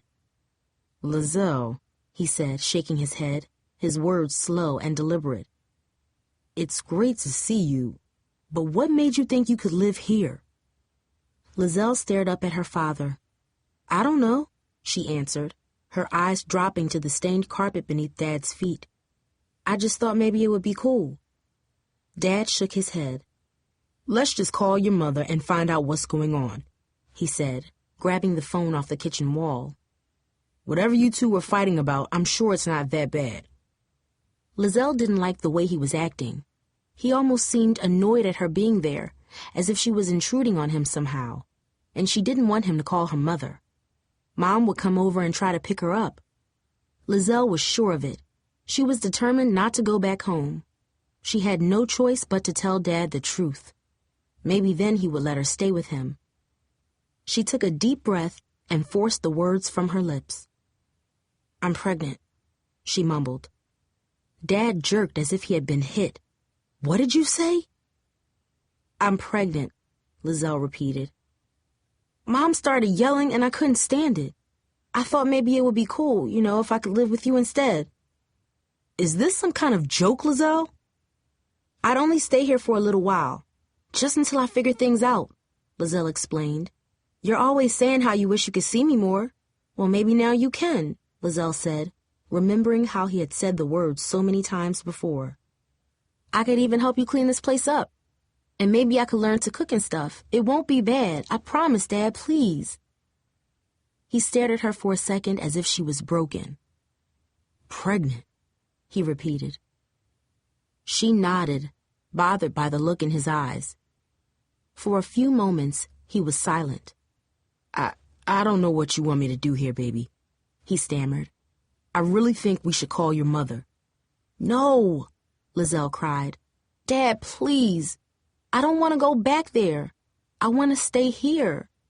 Liselle hated the way she sounded, her voice screeching slightly like a little girl's. Dad sighed and sat down next to her on the couch. He seemed uncomfortable. His brow was creased as if he could barely hold back the thoughts in his head. Liselle, I don't know what's going on here, but I think you need to get a good night's rest. What? Liselle asked. Didn't he hear me? She wondered. It's late, he continued, and you're upset. Get some sleep, and tomorrow morning we can figure this out, all right? I'll set you up on the couch here. Dad walked into his bedroom and emerged moments later with a towel, some wrinkled sheets, and a limp pillow. Here you go, he said, his voice forced and tense. There's food in the fridge if you're hungry. She noticed that he avoided looking at her as he spoke. Why was he acting this way? What was he thinking? She wondered. Are you mad at me? She asked when she couldn't stand it anymore. Of course not, Dad insisted. I just think we both need to get some rest. Okay? We'll talk about this tomorrow. Dad gave her a quick kiss on the forehead and retreated to his room. Good night, baby, he murmured, and shut the door. Liselle rummaged through Dad's refrigerator. There wasn't much, just some milk and a carton of leftover Chinese food. She made herself a bowl of cereal. Then she took a shower and changed into her pajamas. Dad's just surprised, that's all, she told herself. In the morning, he'll be glad I'm here. Liselle turned off the light and TV and sank down into Dad's lumpy couch. She imagined Oscar calling her tomorrow. Maybe he would even come with her to the doctor on Friday. It'll be okay, Liselle whispered to herself, hoping she was right. Staring at the ceiling of the dark apartment, Liselle could hear the vibration of the neighbor's TV through the living room wall. In the hallway, 2 women were speaking Spanish. She noticed another sound, too, Dad's voice from behind his bedroom door. His light was still on. His voice, though soft, sounded tense. I thought he was going to sleep, Liselle thought. She sat up and crept over to the door, but she couldn't make out what he was saying. Then she spotted the phone on the kitchen wall. She gently lifted the receiver and held it up to her ear. Gloria, you have to come get her, Dad fumed. This is ridiculous. How could you let this happen? Liselle cringed, nearly dropping the phone. She couldn't believe he was talking this way about her to Mom. Eddie, Mom replied, her voice calm but stern. Don't you dare suggest this is my fault. She's your daughter, too, remember? Frankly, I think she could use some fatherly advice right now. Maybe staying with you for a while would be good for her. Don't you try to make this my problem, Dad shot back. You know she can't live here. She lives with you. That's the way it's always been, and especially now. I mean, Gloria, Dad continued. He sounded as if he was talking to a child. What am I going to do with her and a baby? She's not having the baby for 5 months. Calm down, Mom said. Dad took a deep, strained breath. You know who this baby's father is? He asked. He even going to help her? I don't know anything, Eddie. I just learned this today. Dad cursed under his breath. How's Liselle going to raise a child, huh? He asked. Maybe she ought to think about adoption or something. Seriously, you know she isn't ready for a baby. Neither were we, Mom snapped. Don't go there, Gloria, Dad grumbled. That's different and you know it. Liselle leaned her head against the wall. The room seemed to spin in the darkness. She still couldn't believe how Dad sounded. "Look," Mom sighed. "I don't want to go through this now. Just let her stay with you tonight. I'll come and get her in the morning before school, and please try to talk to her. She's always looked up to you. She'll listen to you. Tell her she should come home. Tell her I'm sorry." Liselle couldn't take it. She hung up the phone carefully and slumped back to the couch. She buried her face in her hands, her eyes burning. "He doesn't want me here," she thought. "He wants me to go away." Part of her felt foolish for thinking he would respond differently. Another part felt ashamed, the way she did when Oscar ignored her at school. Dad kept talking for several more minutes. Then the apartment grew quiet. She could see the shadows of his feet pacing back and forth in the light under his bedroom door. A few times, she was sure he was about to come out and talk to her, but the door never opened. Eventually, Dad's light went out. Liselle considered packing up her things and leaving right then, but she was too exhausted to head back out in the rain. Besides, she didn't know where else to go. She closed her eyes and fell into a fitful sleep, waking up just before sunrise. Then she changed her clothes, packed her bag, and wrote a short note on the back of a receipt she found crumpled on the kitchen counter. "Sorry I bothered you," she wrote. "Don't be mad. Tell Mom I'm fine." Liselle headed out into the wet streets, away from Bluford High. She waited until 9 a.m. before heading to the only place, the last place she could think of going, her cousin Shayna's house. Chapter 6. "Girl, I'm so excited!" Shayna Gibbs jumped up and down in the middle of her living room floor. She clapped her hands wildly and danced in a circle, then hugged Liselle with such force that Liselle actually laughed out loud. "This is going to be so cool. Now you'll have a baby just like me." Liselle stared at her cousin with surprise. "Yeah," she answered slowly. "I guess so." "When are you due? Have you picked out any names?" "I haven't really thought about that kind of stuff yet," Liselle answered. "I just found out yesterday." "This is gonna be great," Shayna interrupted with a bright smile. She was talking very quickly. "I hope you have a girl. I had so much fun dressing up Ruby when she was a baby. She looked just like a little doll. Oh, I could give you some of her clothes. I think Mom saved them all." Shayna was almost 2 years older than Liselle. She was tall, with light, almost yellow eyes, and high cheekbones that seemed to jump out proudly from her face. Liselle had always looked up to Shayna. When they were young, Shayna would often sleep over her house when her mother, Aunt Zoe, was working late. Shayna was outgoing and confident in a way that Liselle admired. When Liselle was a freshman at Bluford, Shayna was a junior. She had introduced Liselle to her friends and had even let her sit with them at lunch. Shayna dropped out of school once her daughter Ruby was born. Liselle visited a few times, but the baby cried a lot, and Shayna seemed tired and easily annoyed. Aunt Zoe was always rushing around the house, picking up toys from the floor or feeding the baby or changing her diaper. Once, Aunt Zoe had stopped Liselle at the door and told her that Shayna wasn't feeling well. Liselle could see her sitting at the kitchen table. She looked as if she had been crying. After a while, Liselle stopped going over there. It wasn't much fun, not like it used to be. "Is that how it's going to be for me?" Liselle wondered. "Sorry I haven't been around lately. I've just been real busy with school and all," Liselle lied. She looked around the small apartment. The floor was littered with plastic baby toys. An empty bottle sat on the coffee table, half filled with a white liquid. Lizelle's stomach tightened. She couldn't admit it, but she didn't want to see the baby. "Where's Ruby?" she asked, trying to hide her thoughts. "My mom took her to the grocery store. They should be back pretty soon. You tell your mom you're pregnant yet?" "Yeah," Liselle sighed. "She got all mad and crazy about it, like the end of the world was coming." "Girl, don't listen to her," Shayna scoffed. "It ain't that bad. The first couple of months were kind of rough, but now—" She sat on the couch and kicked her feet up on the glass coffee table, knocking the bottle over. It's all good. I still go out with my friends on the weekend, and Mom helps me during the week. It's not that bad. Liselle studied her cousin.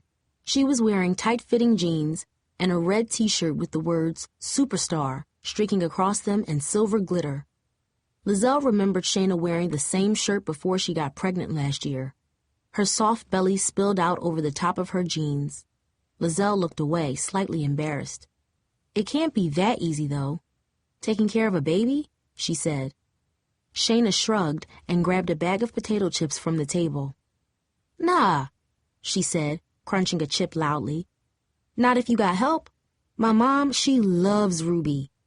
She can't get enough of her. Your mom will be the same way, you'll see. My mom, she was real mad too, but she got over it. Shayna bit into another chip. Now she takes that baby everywhere. I ain't got to do nothing most of the time. Liselle couldn't believe what she was hearing. Not that bad, she thought. That's not what Mom or Dad said. Maybe they were wrong. Liselle sat down in a large chair and felt her body relax into the soft cushions. Shayna grabbed another potato chip and grabbed the remote control, flipping on a music video channel. I knew Mom was overreacting. Dad, too, Liselle thought angrily. Shayna knows how it is. She knows better than anyone else, maybe. And at least she's excited for me.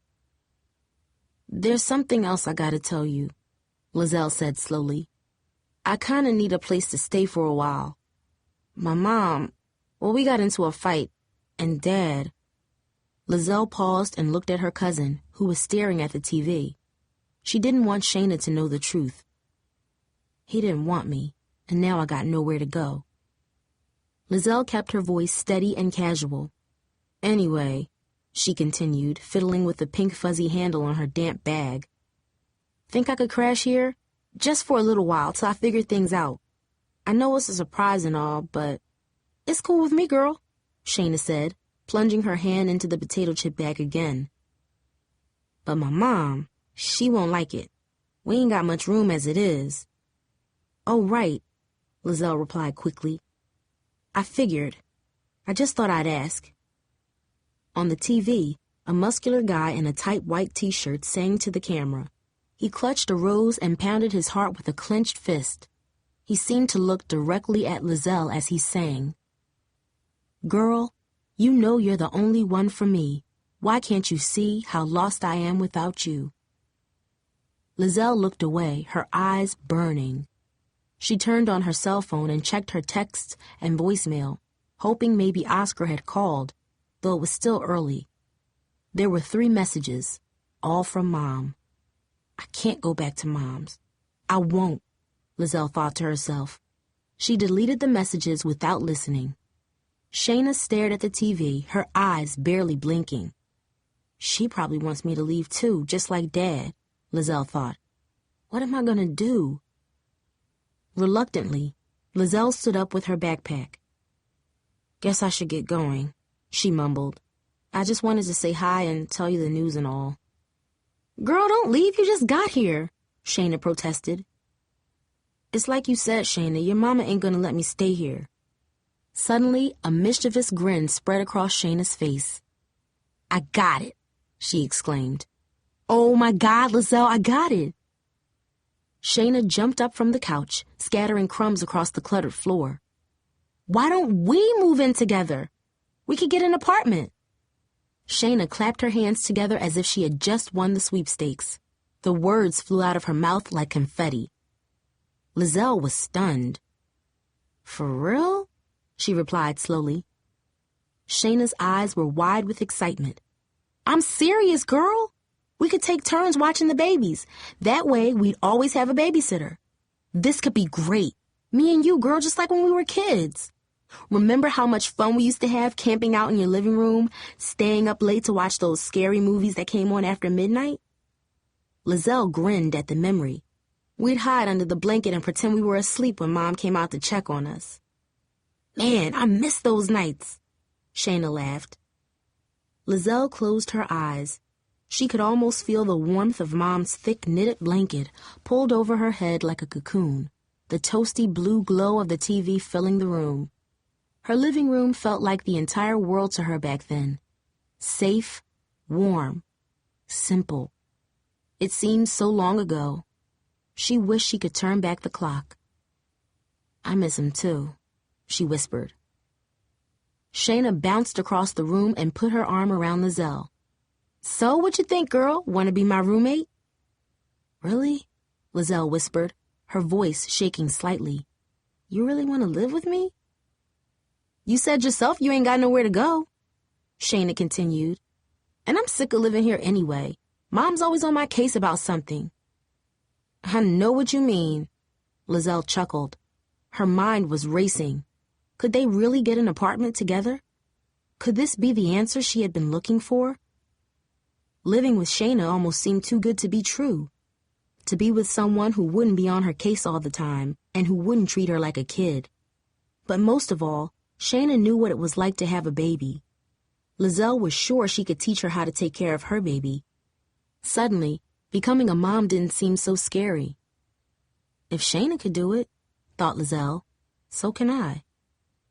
"But how are we going to pay for everything?" Liselle asked, trying not to sound too excited. Shayna waved her hands as if she was swatting away the question. "We'll figure something out. Come on, say yes, Liselle. This could be so much fun." A strong gust of wind rushed into the room as the front door swung open. Aunt Zoe walked in with 2 bags of groceries hanging from her arm and a little girl clinging to her neck. Water dropped from her see-through plastic rain hat. She was slightly out of breath. "Mom!"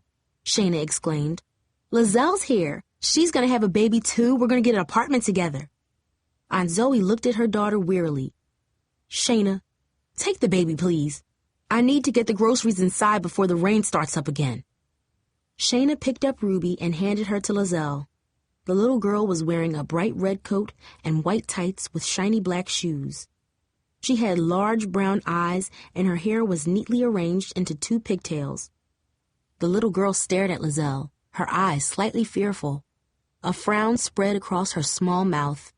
She began to squirm and kick her legs into Lizelle's stomach. Then she let out a small cry. Liselle wondered what to do. Aunt Zoe leaned over and took Ruby into her arms. "Hello, Liselle," she said with a weary smile. She looked much older than Liselle remembered. There were dark circles under her eyes and deep wrinkles around her tight, serious mouth. "Shouldn't you be in school?" "Didn't you hear me, Ma?" Shayna interrupted. "She's pregnant. She ain't got to go to school anymore. Come on, girl, let's get some pizza." "Wait," Liselle said softly as Shayna pulled her toward the front door. "Shouldn't we help your mom with the groceries?" she asked her cousin, but Shayna was already outside. Liselle stopped at the doorway, unsure what to do. Ruby sniffled softly and buried her head into Aunt Zoe's neck. Shayna bounded down the walkway the way she did years earlier, long before she was a parent. Though she wasn't sure why, Liselle suddenly felt uneasy. She wished Shayna hadn't blurted out the news of her pregnancy like that. And what did Aunt Zoe think of all this? Would she call Mom? Would she let her stay for a little while until they found another place to live? Everything seemed to be going fast, maybe too fast, since she had arrived at Shayna's house. Liselle felt dizzy from it all. She looked at her aunt, wondering what she should do. "Go on," Aunt Zoe said, patting Ruby's back. "It's okay," she added, turning away with Shayna's baby. "I'll be here when you get back." Liselle followed her cousin out into the busy streets and tried to ignore the growing feelings that things with Shayna weren't right. Chapter 7.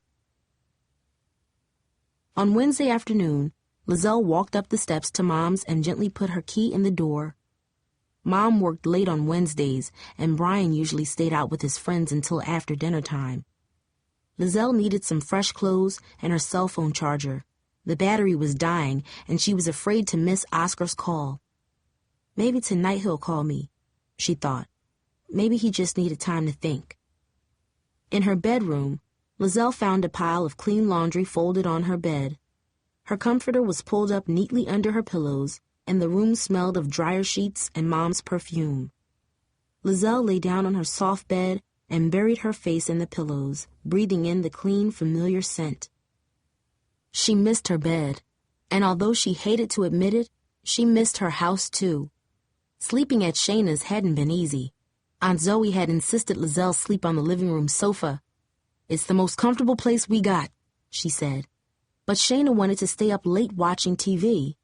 Liselle couldn't sleep with the noise, so she moved to Shayna's room. The musty air mattress barely fit on the floor. Outside, sirens wailed and lights flashed through the dark room several times. When Shayna finally came to bed, she accidentally kicked Liselle's shoulder. It was 3:15 a.m. Not long after, the baby was awake and fussing. Aunt Zoe stomped in to get her at 5:30. Liselle felt as if she had been up all night. "It'll be better once we have our own place," Liselle told herself. "Then I'll have my own room. It'll be just like home."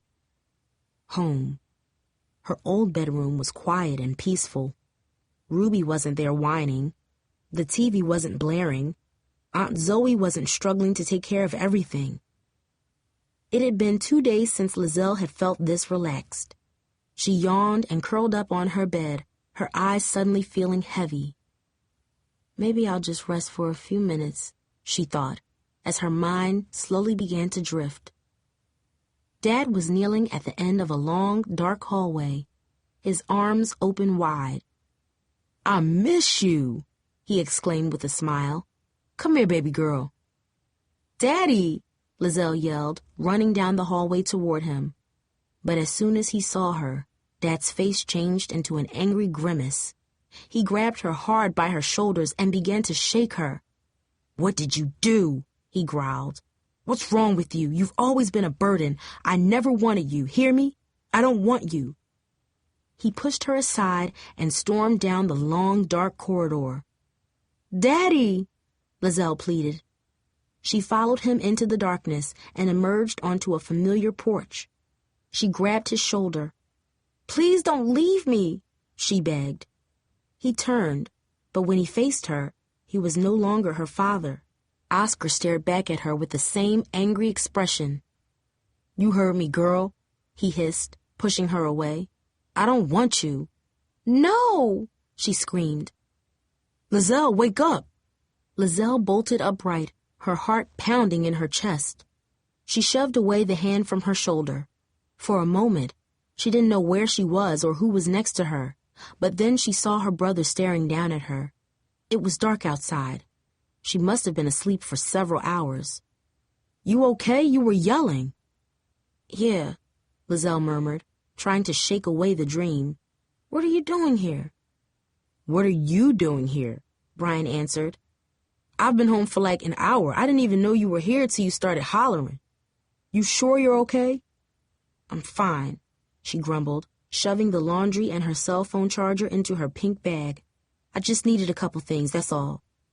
Brian's face was serious. "Look, Liselle, why don't you just stay here? Mom will be home in a little while. She's real worried about you. She told me you're pregnant." "You ain't got to worry about me, Brian," Liselle snapped. "I'm fine. Me and Shayna, we're getting an apartment. I'm going to be on my own." Liselle watched her brother carefully. She felt proud to tell him she was moving out.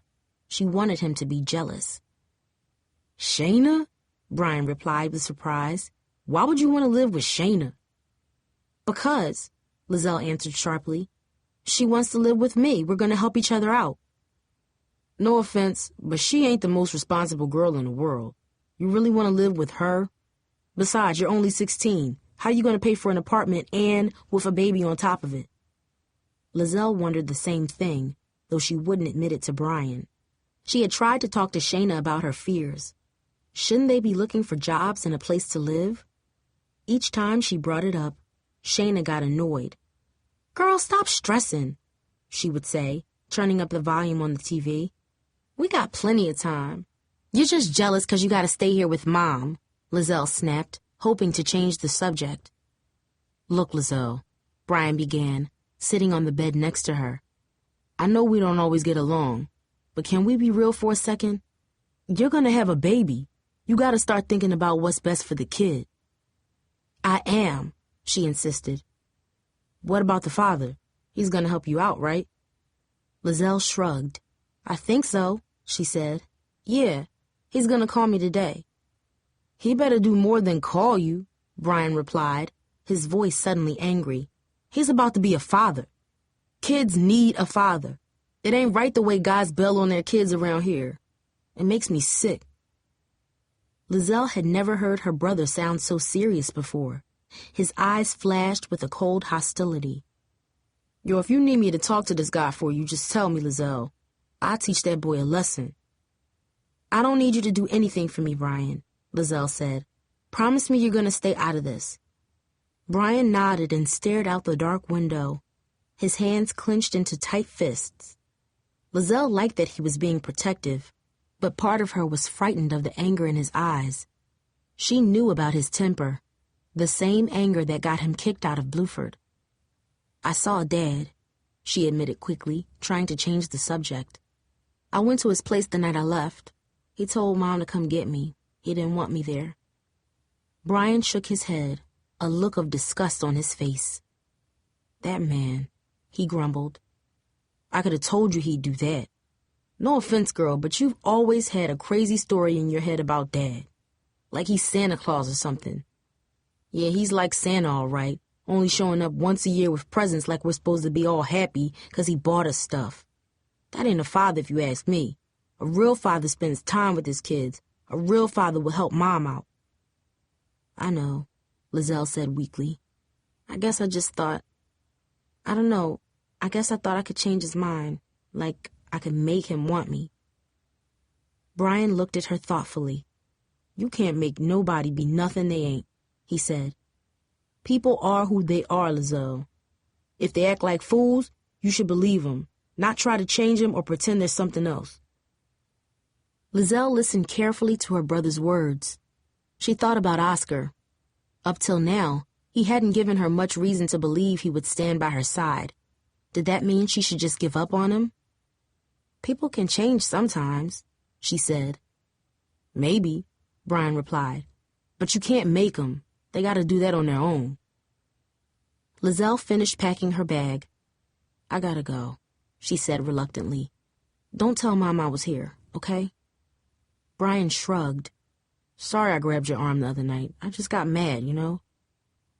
Yeah, Liselle replied. Outside, it was starting to rain again. Liselle sighed wearily, wishing she didn't have to make the long trip back to Shayna's. Brian handed her a crumpled $20 bill. Just take it. Be safe. I'm that baby's uncle. Remember that, he said as she walked down the stairs and into the rain. On Thursday night, Aunt Zoe announced she was going out. She emerged from her bedroom dressed in a shiny blue skirt and matching top. Her hair was pressed smooth, and her lips shined with pale red lipstick. Her pointy black shoes clicked on the wood floors. Girls, I'm going to dinner, she said.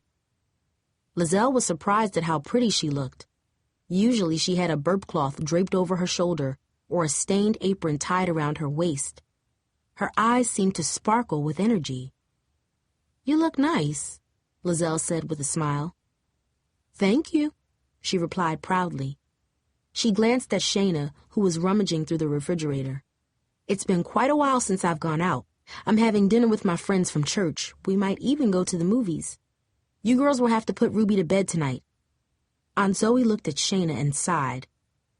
But maybe I should cancel. Ruby's been fussy today. She's fine, Ma, Shayna said quickly. Don't worry, we got it. Right, Liselle? There's a bottle in the fridge. Warm it up and feed her before bedtime. I'll have my cell phone on all night if you need me. The number's on the fridge. Have fun, Shayna exclaimed, her voice oddly cheerful. Shayna flashed a quick grin at Liselle, as if they were sharing a secret, though Liselle didn't know what it was. Yeah, have fun, Liselle replied, looking at the baby nervously. Ruby was sitting on the floor, a rattle clutched in her small hand. Liselle had never taken care of a young child before, or any child for that matter. For the past few days, she had actually avoided Ruby. She tried to pay attention to all that Aunt Zoe did to care for her, but in truth, It seemed overwhelming, boring even. Bottles, diapers, food, bathing. She was amazed at how much her aunt did. Sometimes it seemed as if she didn't stop moving all day. Shayna knows what to do, Liselle assured herself. It's only for a few hours. Besides, maybe me and Shayna can talk about where we're going to live. But as soon as her mother left, Shayna jumped up from the couch and disappeared into her room. She returned a short time later, wearing a snug skirt, black boots, and a shiny black top that plunged low on her chest. She put a hand on her hip and arched her back the way models do at the end of a fashion runway. "How do I look?" she asked Liselle with a mischievous grin. "Good, I guess," Liselle replied uncertainly. "Why you all dressed up?" "You gotta cover for me, girl. I'm going out." "Going out?" Liselle repeated nervously. "What you mean, Shayna?" She watched as her cousin slipped on her puffy red coat and fixed her lipstick in the mirror. "But we gotta watch the baby." "I won't be that long," Shayna replied, flashing her a smile. "Besides, you need the practice, right? You're gonna have your own baby soon enough." Is she kidding? Liselle wondered. Shayna grabbed her cell phone from the coffee table and kissed Ruby on the head. Ruby smiled and tried to grab the zipper on her mother's coat. "Bye, baby girl," Shayna said. "Shayna, you can't just leave," Liselle repeated, her voice rising in fear. "I can't take care of her by myself. She don't even know me. I think I make her nervous." "Don't be stupid," Shayna answered. She sounded slightly annoyed. "Just be cool, alright? It ain't that complicated. Just give her a bottle and put her to bed. I'll be back before you know it." "Shayna, wait," Liselle pleaded, following her to the door. "I got a bad feeling about this. Seriously, you should just stay here. I thought we could look for apartments. We barely talked about how we're going to get our own place. If you want to see your friends, maybe me and your mom could watch Ruby Friday night or something." Shayna chuckled bitterly. "Look, Liselle, just do me this favor. You don't understand." "Understand what?" "What it's like for me," she confessed. For a moment, Shayna looked sad. Her forehead wrinkled, and she shook her head as if she was trying to shake away a thought. "I want to go out, Liselle, all right? You owe me anyway. I am letting you stay at my house, right?" "Yeah," Liselle answered. She didn't like the way her cousin was talking to her. "I guess." "I'll see you later. Just be cool, all right?" Shayna grabbed her jacket and headed down the hallway. Liselle turned to face Ruby, who was still sitting on the floor. She looked up at Liselle, her brown eyes wide and slightly nervous. "It's okay," Liselle said, forcing herself to smile. "We'll be all right." Ruby rubbed her eyes. A trickle of mucus dripped from her tiny nose. Liselle sat on the floor and put Ruby on her lap. Maybe Shayna's right, she thought, trying to calm herself. I do need the practice, I guess. It was 6:00 p.m. At 7:33 p.m., Ruby began to cry. It started softly with a sniffle and her small mouth curling down into a frown. She was sitting on the floor holding a stuffed puppy. She rubbed her eyes and let out a small cough. Maybe she's tired. I should feed her, Liselle thought. She took the bottle from the fridge and ran it under warm water the way Aunt Zoe did. Ruby crawled after her, bumping her head on the refrigerator. She let out a cry that morphed into a steady, loud sob. "It's okay," Liselle exclaimed, dropping the bottle in the sink. She scooped up Ruby. Tears streamed from Ruby's eyes. Liselle grabbed the bottle, which was still cold, and sat on the couch. She tried to get Ruby to eat, but the child squirmed away, arching her back in frustration. She looked at Liselle and let out a loud squeal. Liselle cringed. "What's wrong?" she thought. She tried to remember what she had seen Aunt Zoe do when Ruby would cry. Liselle pressed Ruby close to her and walked around the room, bouncing her gently. She put her in her crib and whispered, "Hush." She tried to give her the bottle again, but no matter what she did, Ruby kept crying. Sweat dripped down Liselle's forehead. Her head ached from the noise. Ruby clung to her shirt, her wet eyes pleading with Liselle. She was sweating too. What's wrong with you? She imagined Ruby screaming. Why won't you help me? How's Liselle going to raise a child? Dad's voice shouted in her head. You know she isn't ready for no baby. Dad's words burned in her chest. In that moment, looking down at Ruby, Liselle knew they were true. More than ever, she felt lost, panicky. Her heart began to pound. The room began to spin. Ruby's cries grew steadily louder. I don't know what to do, Liselle yelled in the empty apartment. She grabbed her cell phone and called Shayna, but her voicemail answered after only one ring. Liselle left Shayna a frantic message. Ruby began to wail. Oh, please stop crying, Liselle pleaded. I don't know what to do. Tears sprang to Lizelle's eyes. I'm sorry, she sobbed, hugging Ruby close to her chest. I don't know how to take care of you. It was almost 8:30. Ruby had been crying for an hour. Baby girl, you need me more now than you ever have. Mom's words echoed in her head. Is this what Mom meant? Is this what it'll be like? Liselle wondered. She raced to the kitchen and dialed the phone number Aunt Zoe had left on the fridge. Aunt Zoe answered immediately. Ruby won't stop crying, Liselle blurted into the phone. I've tried everything. Liselle, what's wrong? Aunt Zoe said, her voice tense. I don't know, she just won't stop, she cried. Where's Shayna? Please, Aunt Zoe, I don't know what to do. Chapter 8. 10 minutes later, Aunt Zoe burst through the front door and gathered Ruby into her arms. What happened? She asked, quickly scanning the apartment. Her eyes were sharp and focused. Where's Shayna? Liselle was exhausted. She collapsed on the couch, covering her face with her hands. She was furious with her cousin for leaving her alone with Ruby. Shayna lied to me, Liselle thought angrily. She told me that being a mom was easy, but it's only easy for her because Aunt Zoe does everything. She had always looked up to Shayna, but suddenly she wondered if she knew her cousin at all. Shayna left, Liselle admitted. She went out with her friends. I told her not to go. Aunt Zoe shook her head angrily. I'll deal with her later, she said in a sharp voice. Then she grabbed a small plastic thermometer from the kitchen and gently laid Ruby on the floor. Get up, Liselle, she insisted. You need to learn how to do this. Liselle watched as Aunt Zoe placed the thermometer under Ruby's arm. Moments later, it beeped and flashed 100.5 in large digital numbers. She has a fever, see? It's not too high. We'll give her some medicine. That should make her feel better. Now watch me. Aunt Zoe wiped Ruby's face with a cool washcloth. Then she gently squeezed a dropper dose of purple liquid into Ruby's mouth. She spoke to Ruby in a soft, loving voice, reassuring her that everything was okay, that Grandma was here. After a while, Ruby quieted down. Aunt Zoe sat next to Liselle and handed her the sleepy child. Ruby curled up against her. Her eyes sagged sleepily. Is she okay?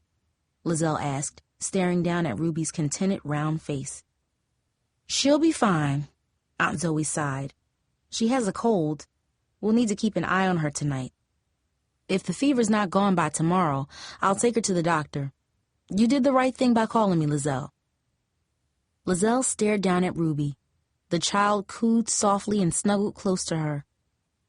Looks like you've made a friend, Aunt Zoe smiled. Why don't you put her in her crib? I think she's ready. Liselle walked slowly to Shayna's bedroom and gently placed Ruby in her crib. She was amazed at how helpless and lovely Ruby looked, resting peacefully in her nest of blankets and stuffed animals. Liselle let her hand drift over her own belly. You're a good girl, she whispered, kissing Ruby's forehead. Everything's okay now. When she returned to the living room, Aunt Zoe took Liselle by the shoulders. Liselle cringed, waiting for her aunt to yell at her, to shake Liselle like Dad did in her nightmare. But instead, Aunt Zoe gently kissed her forehead, just as Liselle had kissed Ruby. You're a natural, she whispered. Tears filled Lizelle's eyes. "No, I'm not," she choked, unable to hold back the emotion that was building inside of her. All week she had been pretending that it wasn't a big deal to be pregnant, that someone, Dad, Shayna, Oscar, would make everything all right. But she couldn't pretend anymore. Just a few hours alone with Ruby had made the truth undeniable. Having a child was a huge responsibility, and Liselle wasn't sure she could handle it. She buried her face in Aunt Zoe's shoulder, letting the tears stream down her face. "I was so scared tonight. She just kept crying and looking at me as if she wanted help. But I couldn't help her." Liselle swallowed hard and continued. "What am I going to do when my baby gets here? Dad, he thinks I should give it away." "Well, this is your baby and your decision, not your father's, Liselle.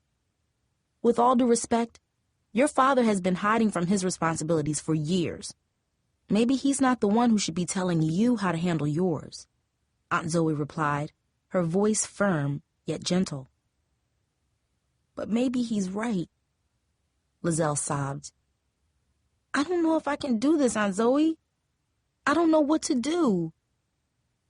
Aunt Zoe gathered Liselle into her broad arms. "You know, when you were a little girl, your mother and I took you to the mall to see Santa. Some of the kids were scared, but not you. You just walked right up to him and plopped yourself in his lap. And when he asked you if you'd been a good girl, you arched your little eyebrow and said, 'You're Santa. Shouldn't you know that already?' Your mom and I, we just laughed and laughed," Aunt Zoe continued. "We couldn't believe how brave you were, how smart, how feisty." Liselle let out a small laugh, despite the tears still streaming from her eyes. "I remember. He didn't know what to say to me." "Adoption is a brave choice to make," Aunt Zoe continued, her voice soft and loving. "And it's certainly something to think about. But if you decide to keep your child, I know you'll do a terrific job. I have no doubt." "How do you know that?" Liselle asked. "I mean, I don't think I could just give it away, but I don't know how to be a mom either." "None of us did at first," Aunt Zoe replied with a smile. "I'm not going to lie to you, Liselle. It's not easy. It's going to change your world more than you know. But you just survived your first night alone with the baby, and that's the hardest night of all. And the rest, you'll learn. You'll make a lot of mistakes along the way, I promise you that. But you're not alone.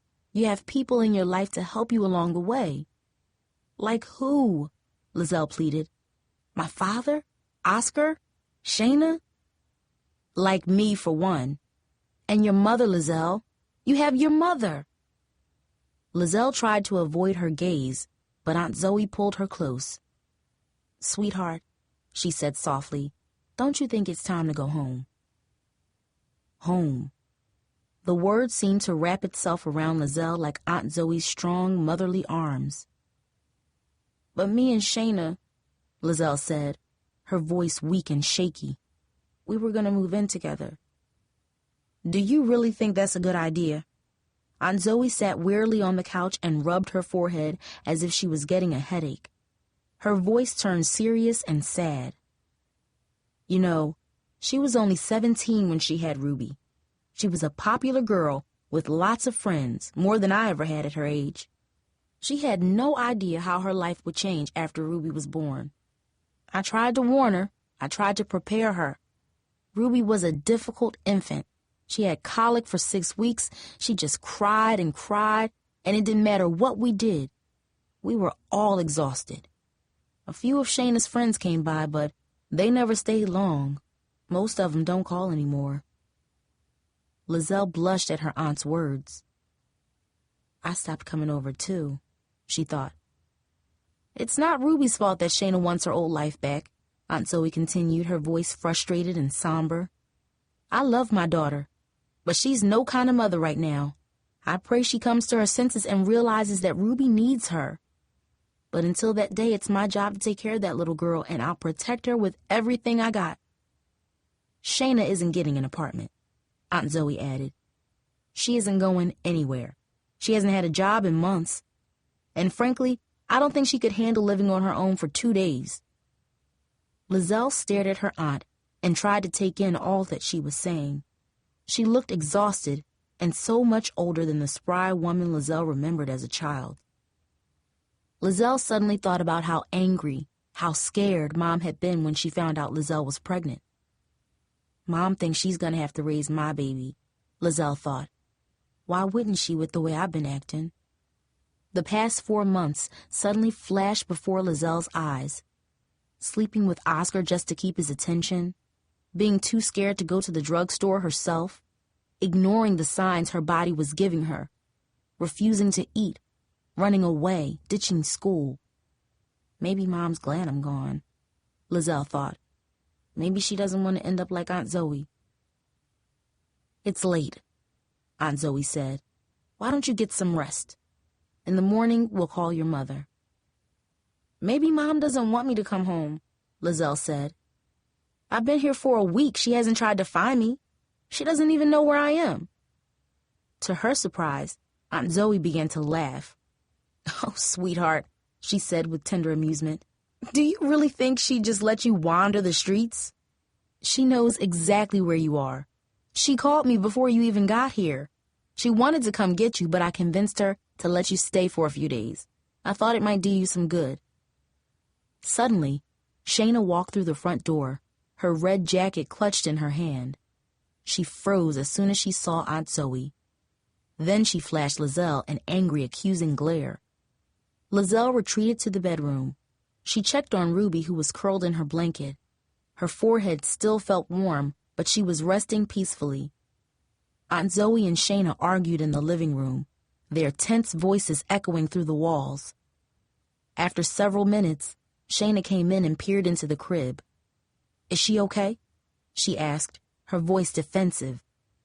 Liselle ignored her and gently rubbed Ruby's back. She could feel Shayna staring at her in the dimly lit room. I didn't know she was sick, she continued, her voice wavering slightly. I wasn't gone that long. Shayna sniffed and wiped her eyes. Liselle didn't look at her. Her hands trembled. Sorry, all right, Shayna grumbled.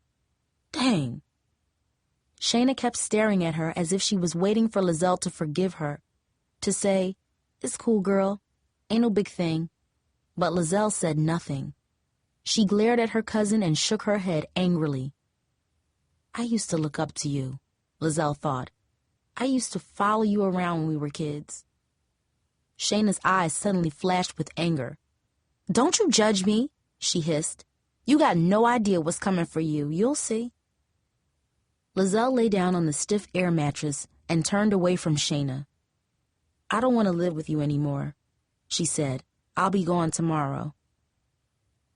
For several minutes, the room was quiet except for Ruby's soft breathing and the sounds of Shayna sniffling. She could feel Shayna's eyes burning into her. Liselle shivered, afraid to turn around. When we were little, I hated sleeping at your house, Shayna hissed into the dark room. My friends thought you looked like a boy.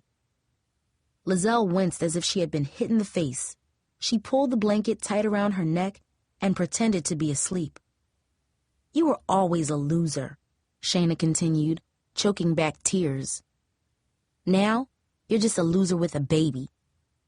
Liselle closed her eyes tight and pretended to be asleep, but for what felt like a very long time, Shayna's voice echoed in the darkness. You'll see, she wept. You'll see. Chapter 9. On Friday morning, Liselle woke up early and packed her bag. She swallowed down one of the large purple vitamins the doctor had given her, and then checked on Ruby one last time before heading out. The sky was clear, and a smoky mist rose up from the pavement. She felt guilty for leaving before Aunt Zoe woke up. I just need one more day, she thought to herself. Just one more. She bought a large breakfast with the $20 Brian had given her. Then she wandered through her old neighborhood, passing the rusty swing set where she used to play as a little girl and the bus stop where she had waited with Mom on her first day of elementary school. She walked by her father's apartment building and gazed up at his window. She peered through the doorway of Jackson's diner, where Mom hurried from table to table. Then she sat on a bench just a few blocks away from Bluford High and waited. On Friday afternoon at 2:47 p.m., the gray metal doors of Bluford High School flung open. A stream of students flowed into the sunny parking lot, talking and laughing and bustling with energy. Liselle Mason stood alone on the sidewalk, keeping a close eye on the crowd. At her feet lay her battered pink bag. Her white sneakers were mud-splattered from crossing Bluford's soggy football field, her baggy sweats brown at the bottom. Her once neat cornrows were fuzzy and unraveling. She looked as if she had just rolled out of bed. A group of freshmen giggled as they passed her. "That girl looks busted," a boy snickered. Liselle didn't care how she looked. She scanned the sea of faces, searching for Oscar. Her heart thumped anxiously in her chest. Liselle spotted Monique walking toward her. "Liselle?" she said, arching her eyebrow in confusion. "Where have you been? I've been calling you all week." Monique looked her over. "What happened to you? You look like you've been through a war or something." "I have," she replied, looking past her friend. "You seen Oscar?" Monique stared at her. "Yeah, he's around here somewhere. Why haven't you been in school?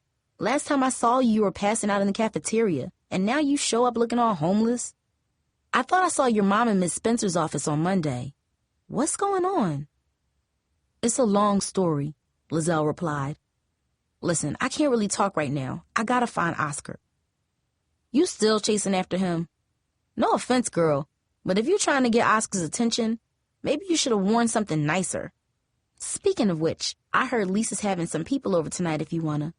"Monique," Liselle said sharply, "I'm pregnant, okay? So no, I really don't want to go to Lisa's." Liselle searched through the sea of faces. Young freshmen who still ran after each other like little kids. Seniors who swaggered slowly. Finally, she spotted Oscar's black jacket. He was walking with a group of boys.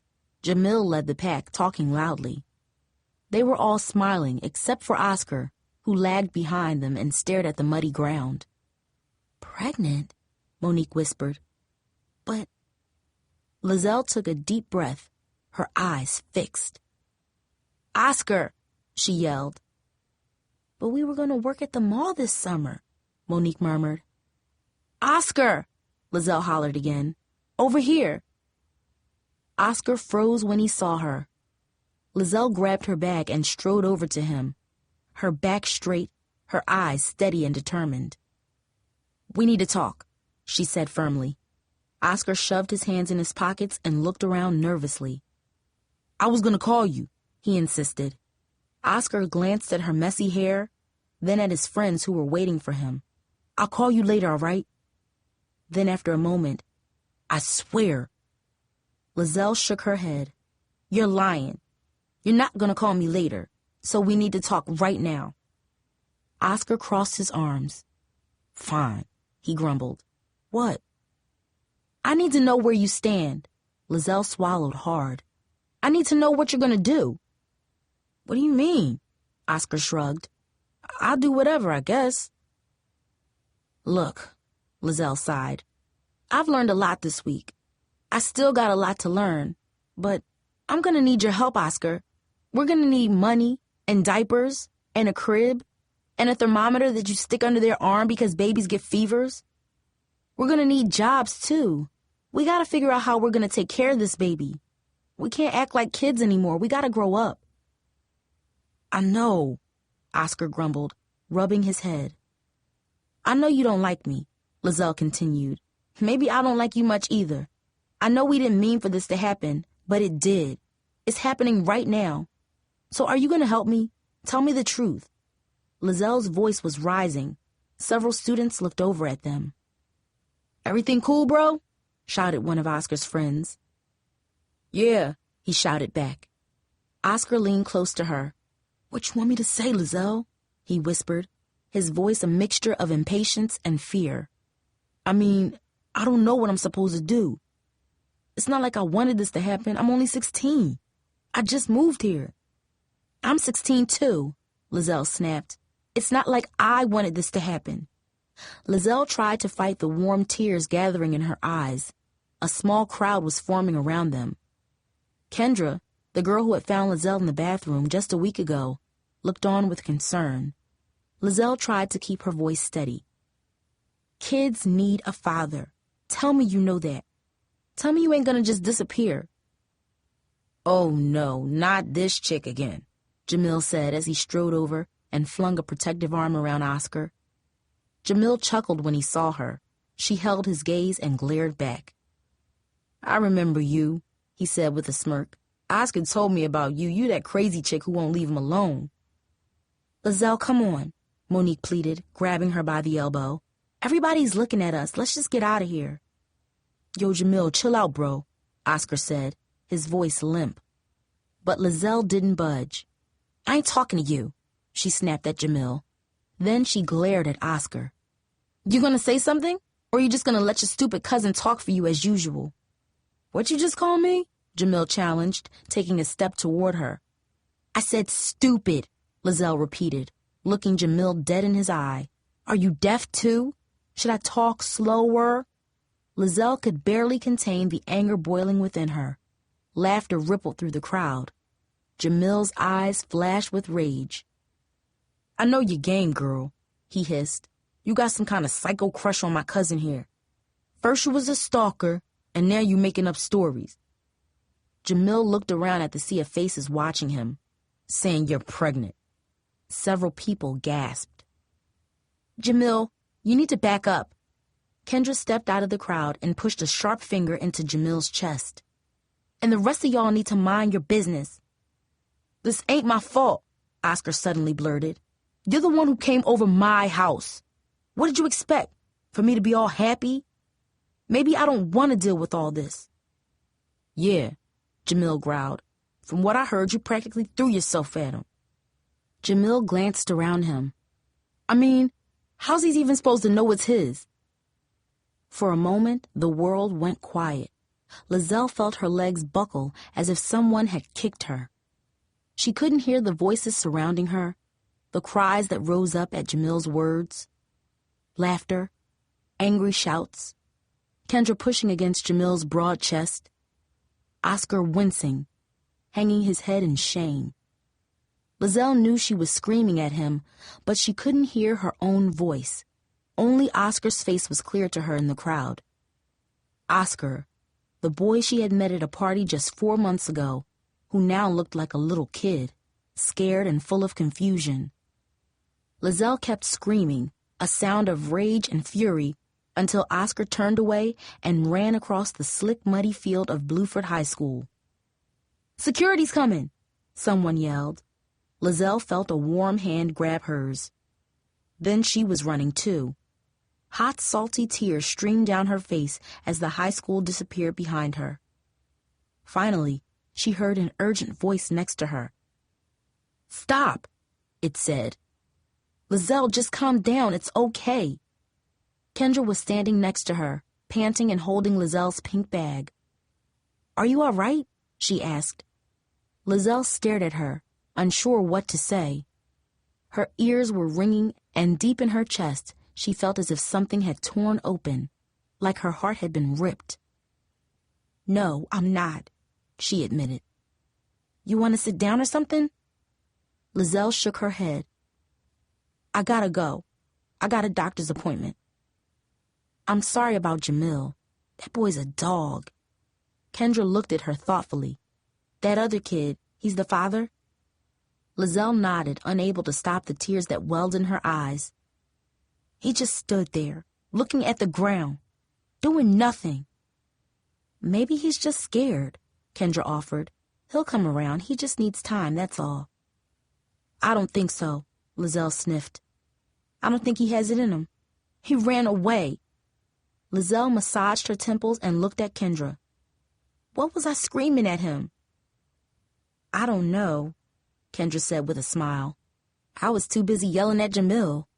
But whatever you said, that boy ran away like he wanted his mama. I ain't never seen a boy run so fast." Kendra looked at her with pride. "You're fierce. I feel bad for anyone who tries to mess with you. or your kid." For a moment, the girls were quiet. "You got someone to go with you to the doctor?" "I'll go with you if you want."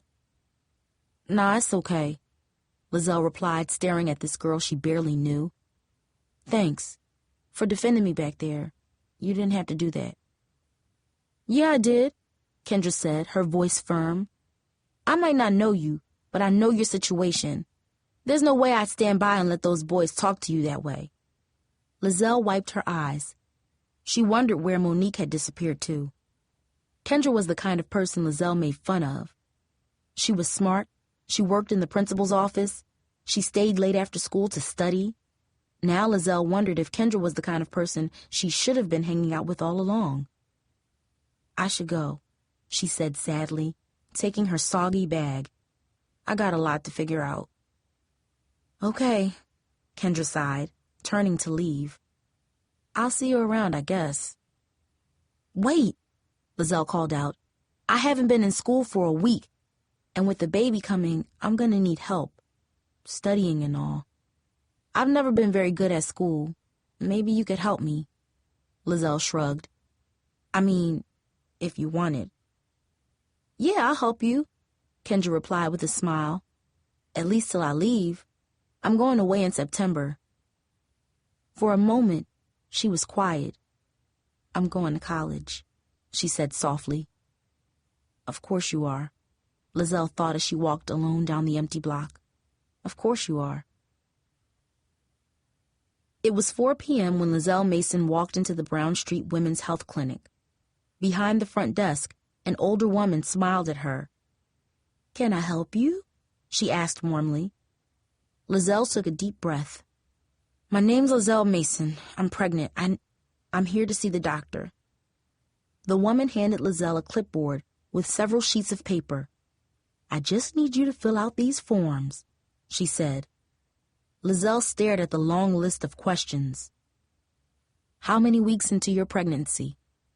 Describe your medical history in detail. Do you have any questions for the doctor today? Do you have any concerns about your pregnancy?" "I don't know," Liselle murmured, looking at the woman. "I don't know the answers." "Is there anyone here with you today?" the woman replied. "Someone to help you." Liselle hung her head. She tried to answer, but the words stuck in her throat. "No, I'm all alone." "Wait," Liselle said, pulling out her cell phone. "Maybe. Just give me a minute." Liselle quickly dialed a phone number and waited. Then she heard a phone ring just behind her. "I'm already here," said a familiar voice. "I'm right here." Liselle turned. "Mom," she whispered, her eyes suddenly glistening. "I was just calling you." Chapter 10. 4 years later. The Bluford High School library was silent. Liselle leaned back heavily in her chair and looked at the students all around her. Some hung their heads as if drained from hearing her story. Others stared up at her eagerly, as if waiting for the next sentence. "I wish I could tell you that everything worked out. I wish I could say it was easy taking care of a baby," she continued, "or that Mom didn't have to pick up an extra shift at the diner to pay for all the stuff we needed. I wish I could tell you Dad helped out more and gave us money to pay for the doctor visits." Liselle shook her head and laughed to herself. "I wish I could tell you that on that hot summer night in June when Kalina was born, I wasn't scared out of my mind, that I didn't scream in pain with the contractions, or that Oscar showed up at the hospital and held my hand the whole time, or that Kendra became my best friend.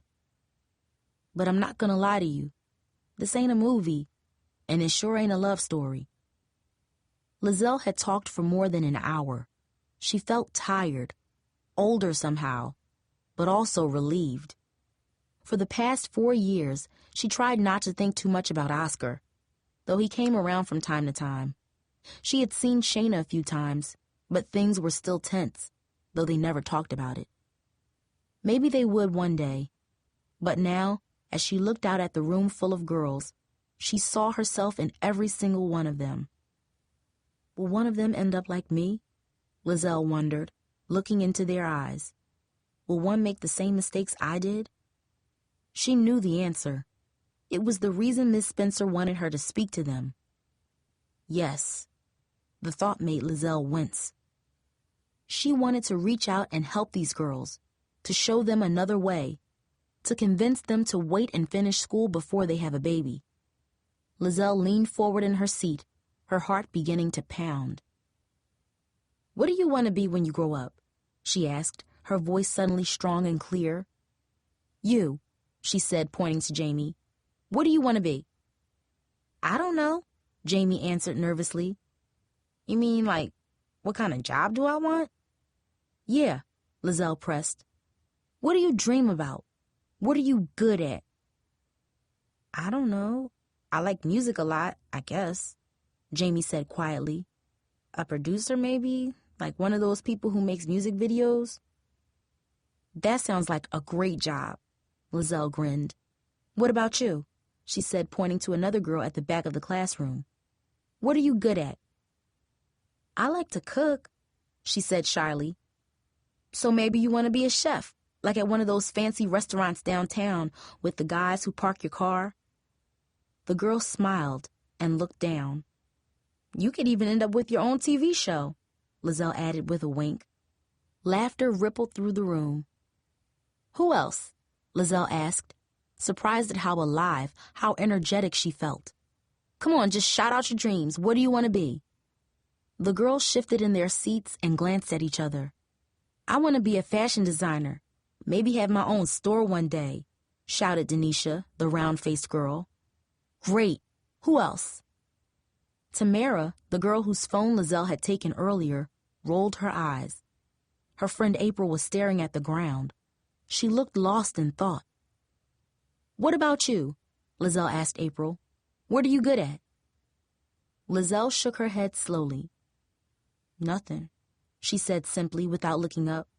I'm not good at anything. That ain't true, Tamara laughed. You're real good at failing all your tests. Yo, can she get a job doing that? You should be a lawyer, Tamara, Liselle replied, raising her eyebrow. You sure are good at interrupting people. I bet you could argue all day long. The class erupted into laughter. Even Tamara smiled, though she quickly tried to hide it. A lawyer? Liselle heard her say under her breath. Yo, Miss Mason, called out a girl from the back of the room. What does this have to do with anything? I mean, so Jamie wants to make music videos, so what? Liselle smiled. The point is, none of you said I want to be a teenage mom. The group grew silent. Eyes widened. Miss Spencer nodded. Let me tell you how it is for me now, Liselle continued, her voice serious. I wake up at 6 a.m. and shower, then eat a quick bowl of cereal. Kalina wakes up at 6:30. I change her, feed her, and take her to daycare. Then I go to work at the diner. On my feet all day long. If I'm lucky, I get off work by 6:30 p.m., just in time to put Kalina to bed. Then I go to school for night class. I miss things, Liselle admitted, her voice softening as if she was telling the class a secret. Staying up late, sleeping in, doing nothing. Sometimes at night, I wish I could sneak out for a few hours just to get a break, be by myself for a little while. On nights like those, I think about my cousin Shayna. She was right. I had no idea what it was like to have a kid. But now I do, and though I get how she feels, I still stay home. Kalina needs me. It's not her fault if I have regrets. What about Oscar? Asked Denisha. Did you ever hear from him again? Not for a long time, Liselle replied. But then last year he called me. At first I'd only let him meet us in a park or somewhere public. I didn't trust him. I still don't. Not completely. But now he comes by once in a while. I can tell he's still nervous around Kalina. He's not sure what to do with her. But at least he's trying. That's something, I guess. But no matter what he does, I'm the one raising a 4-year-old daughter every day. I'm the one fighting to stay awake in my classes each night. I'm the one struggling to pay for my textbooks each semester. Because of the choices I made, I'm the one who has to work a lot harder to reach my goals now. Having a baby, Lizelle's voice trailed off for a moment. It's hard. I love Kalina. I love her more than anything. But it would have been nice to stay young, just for a little bit longer. You hear me?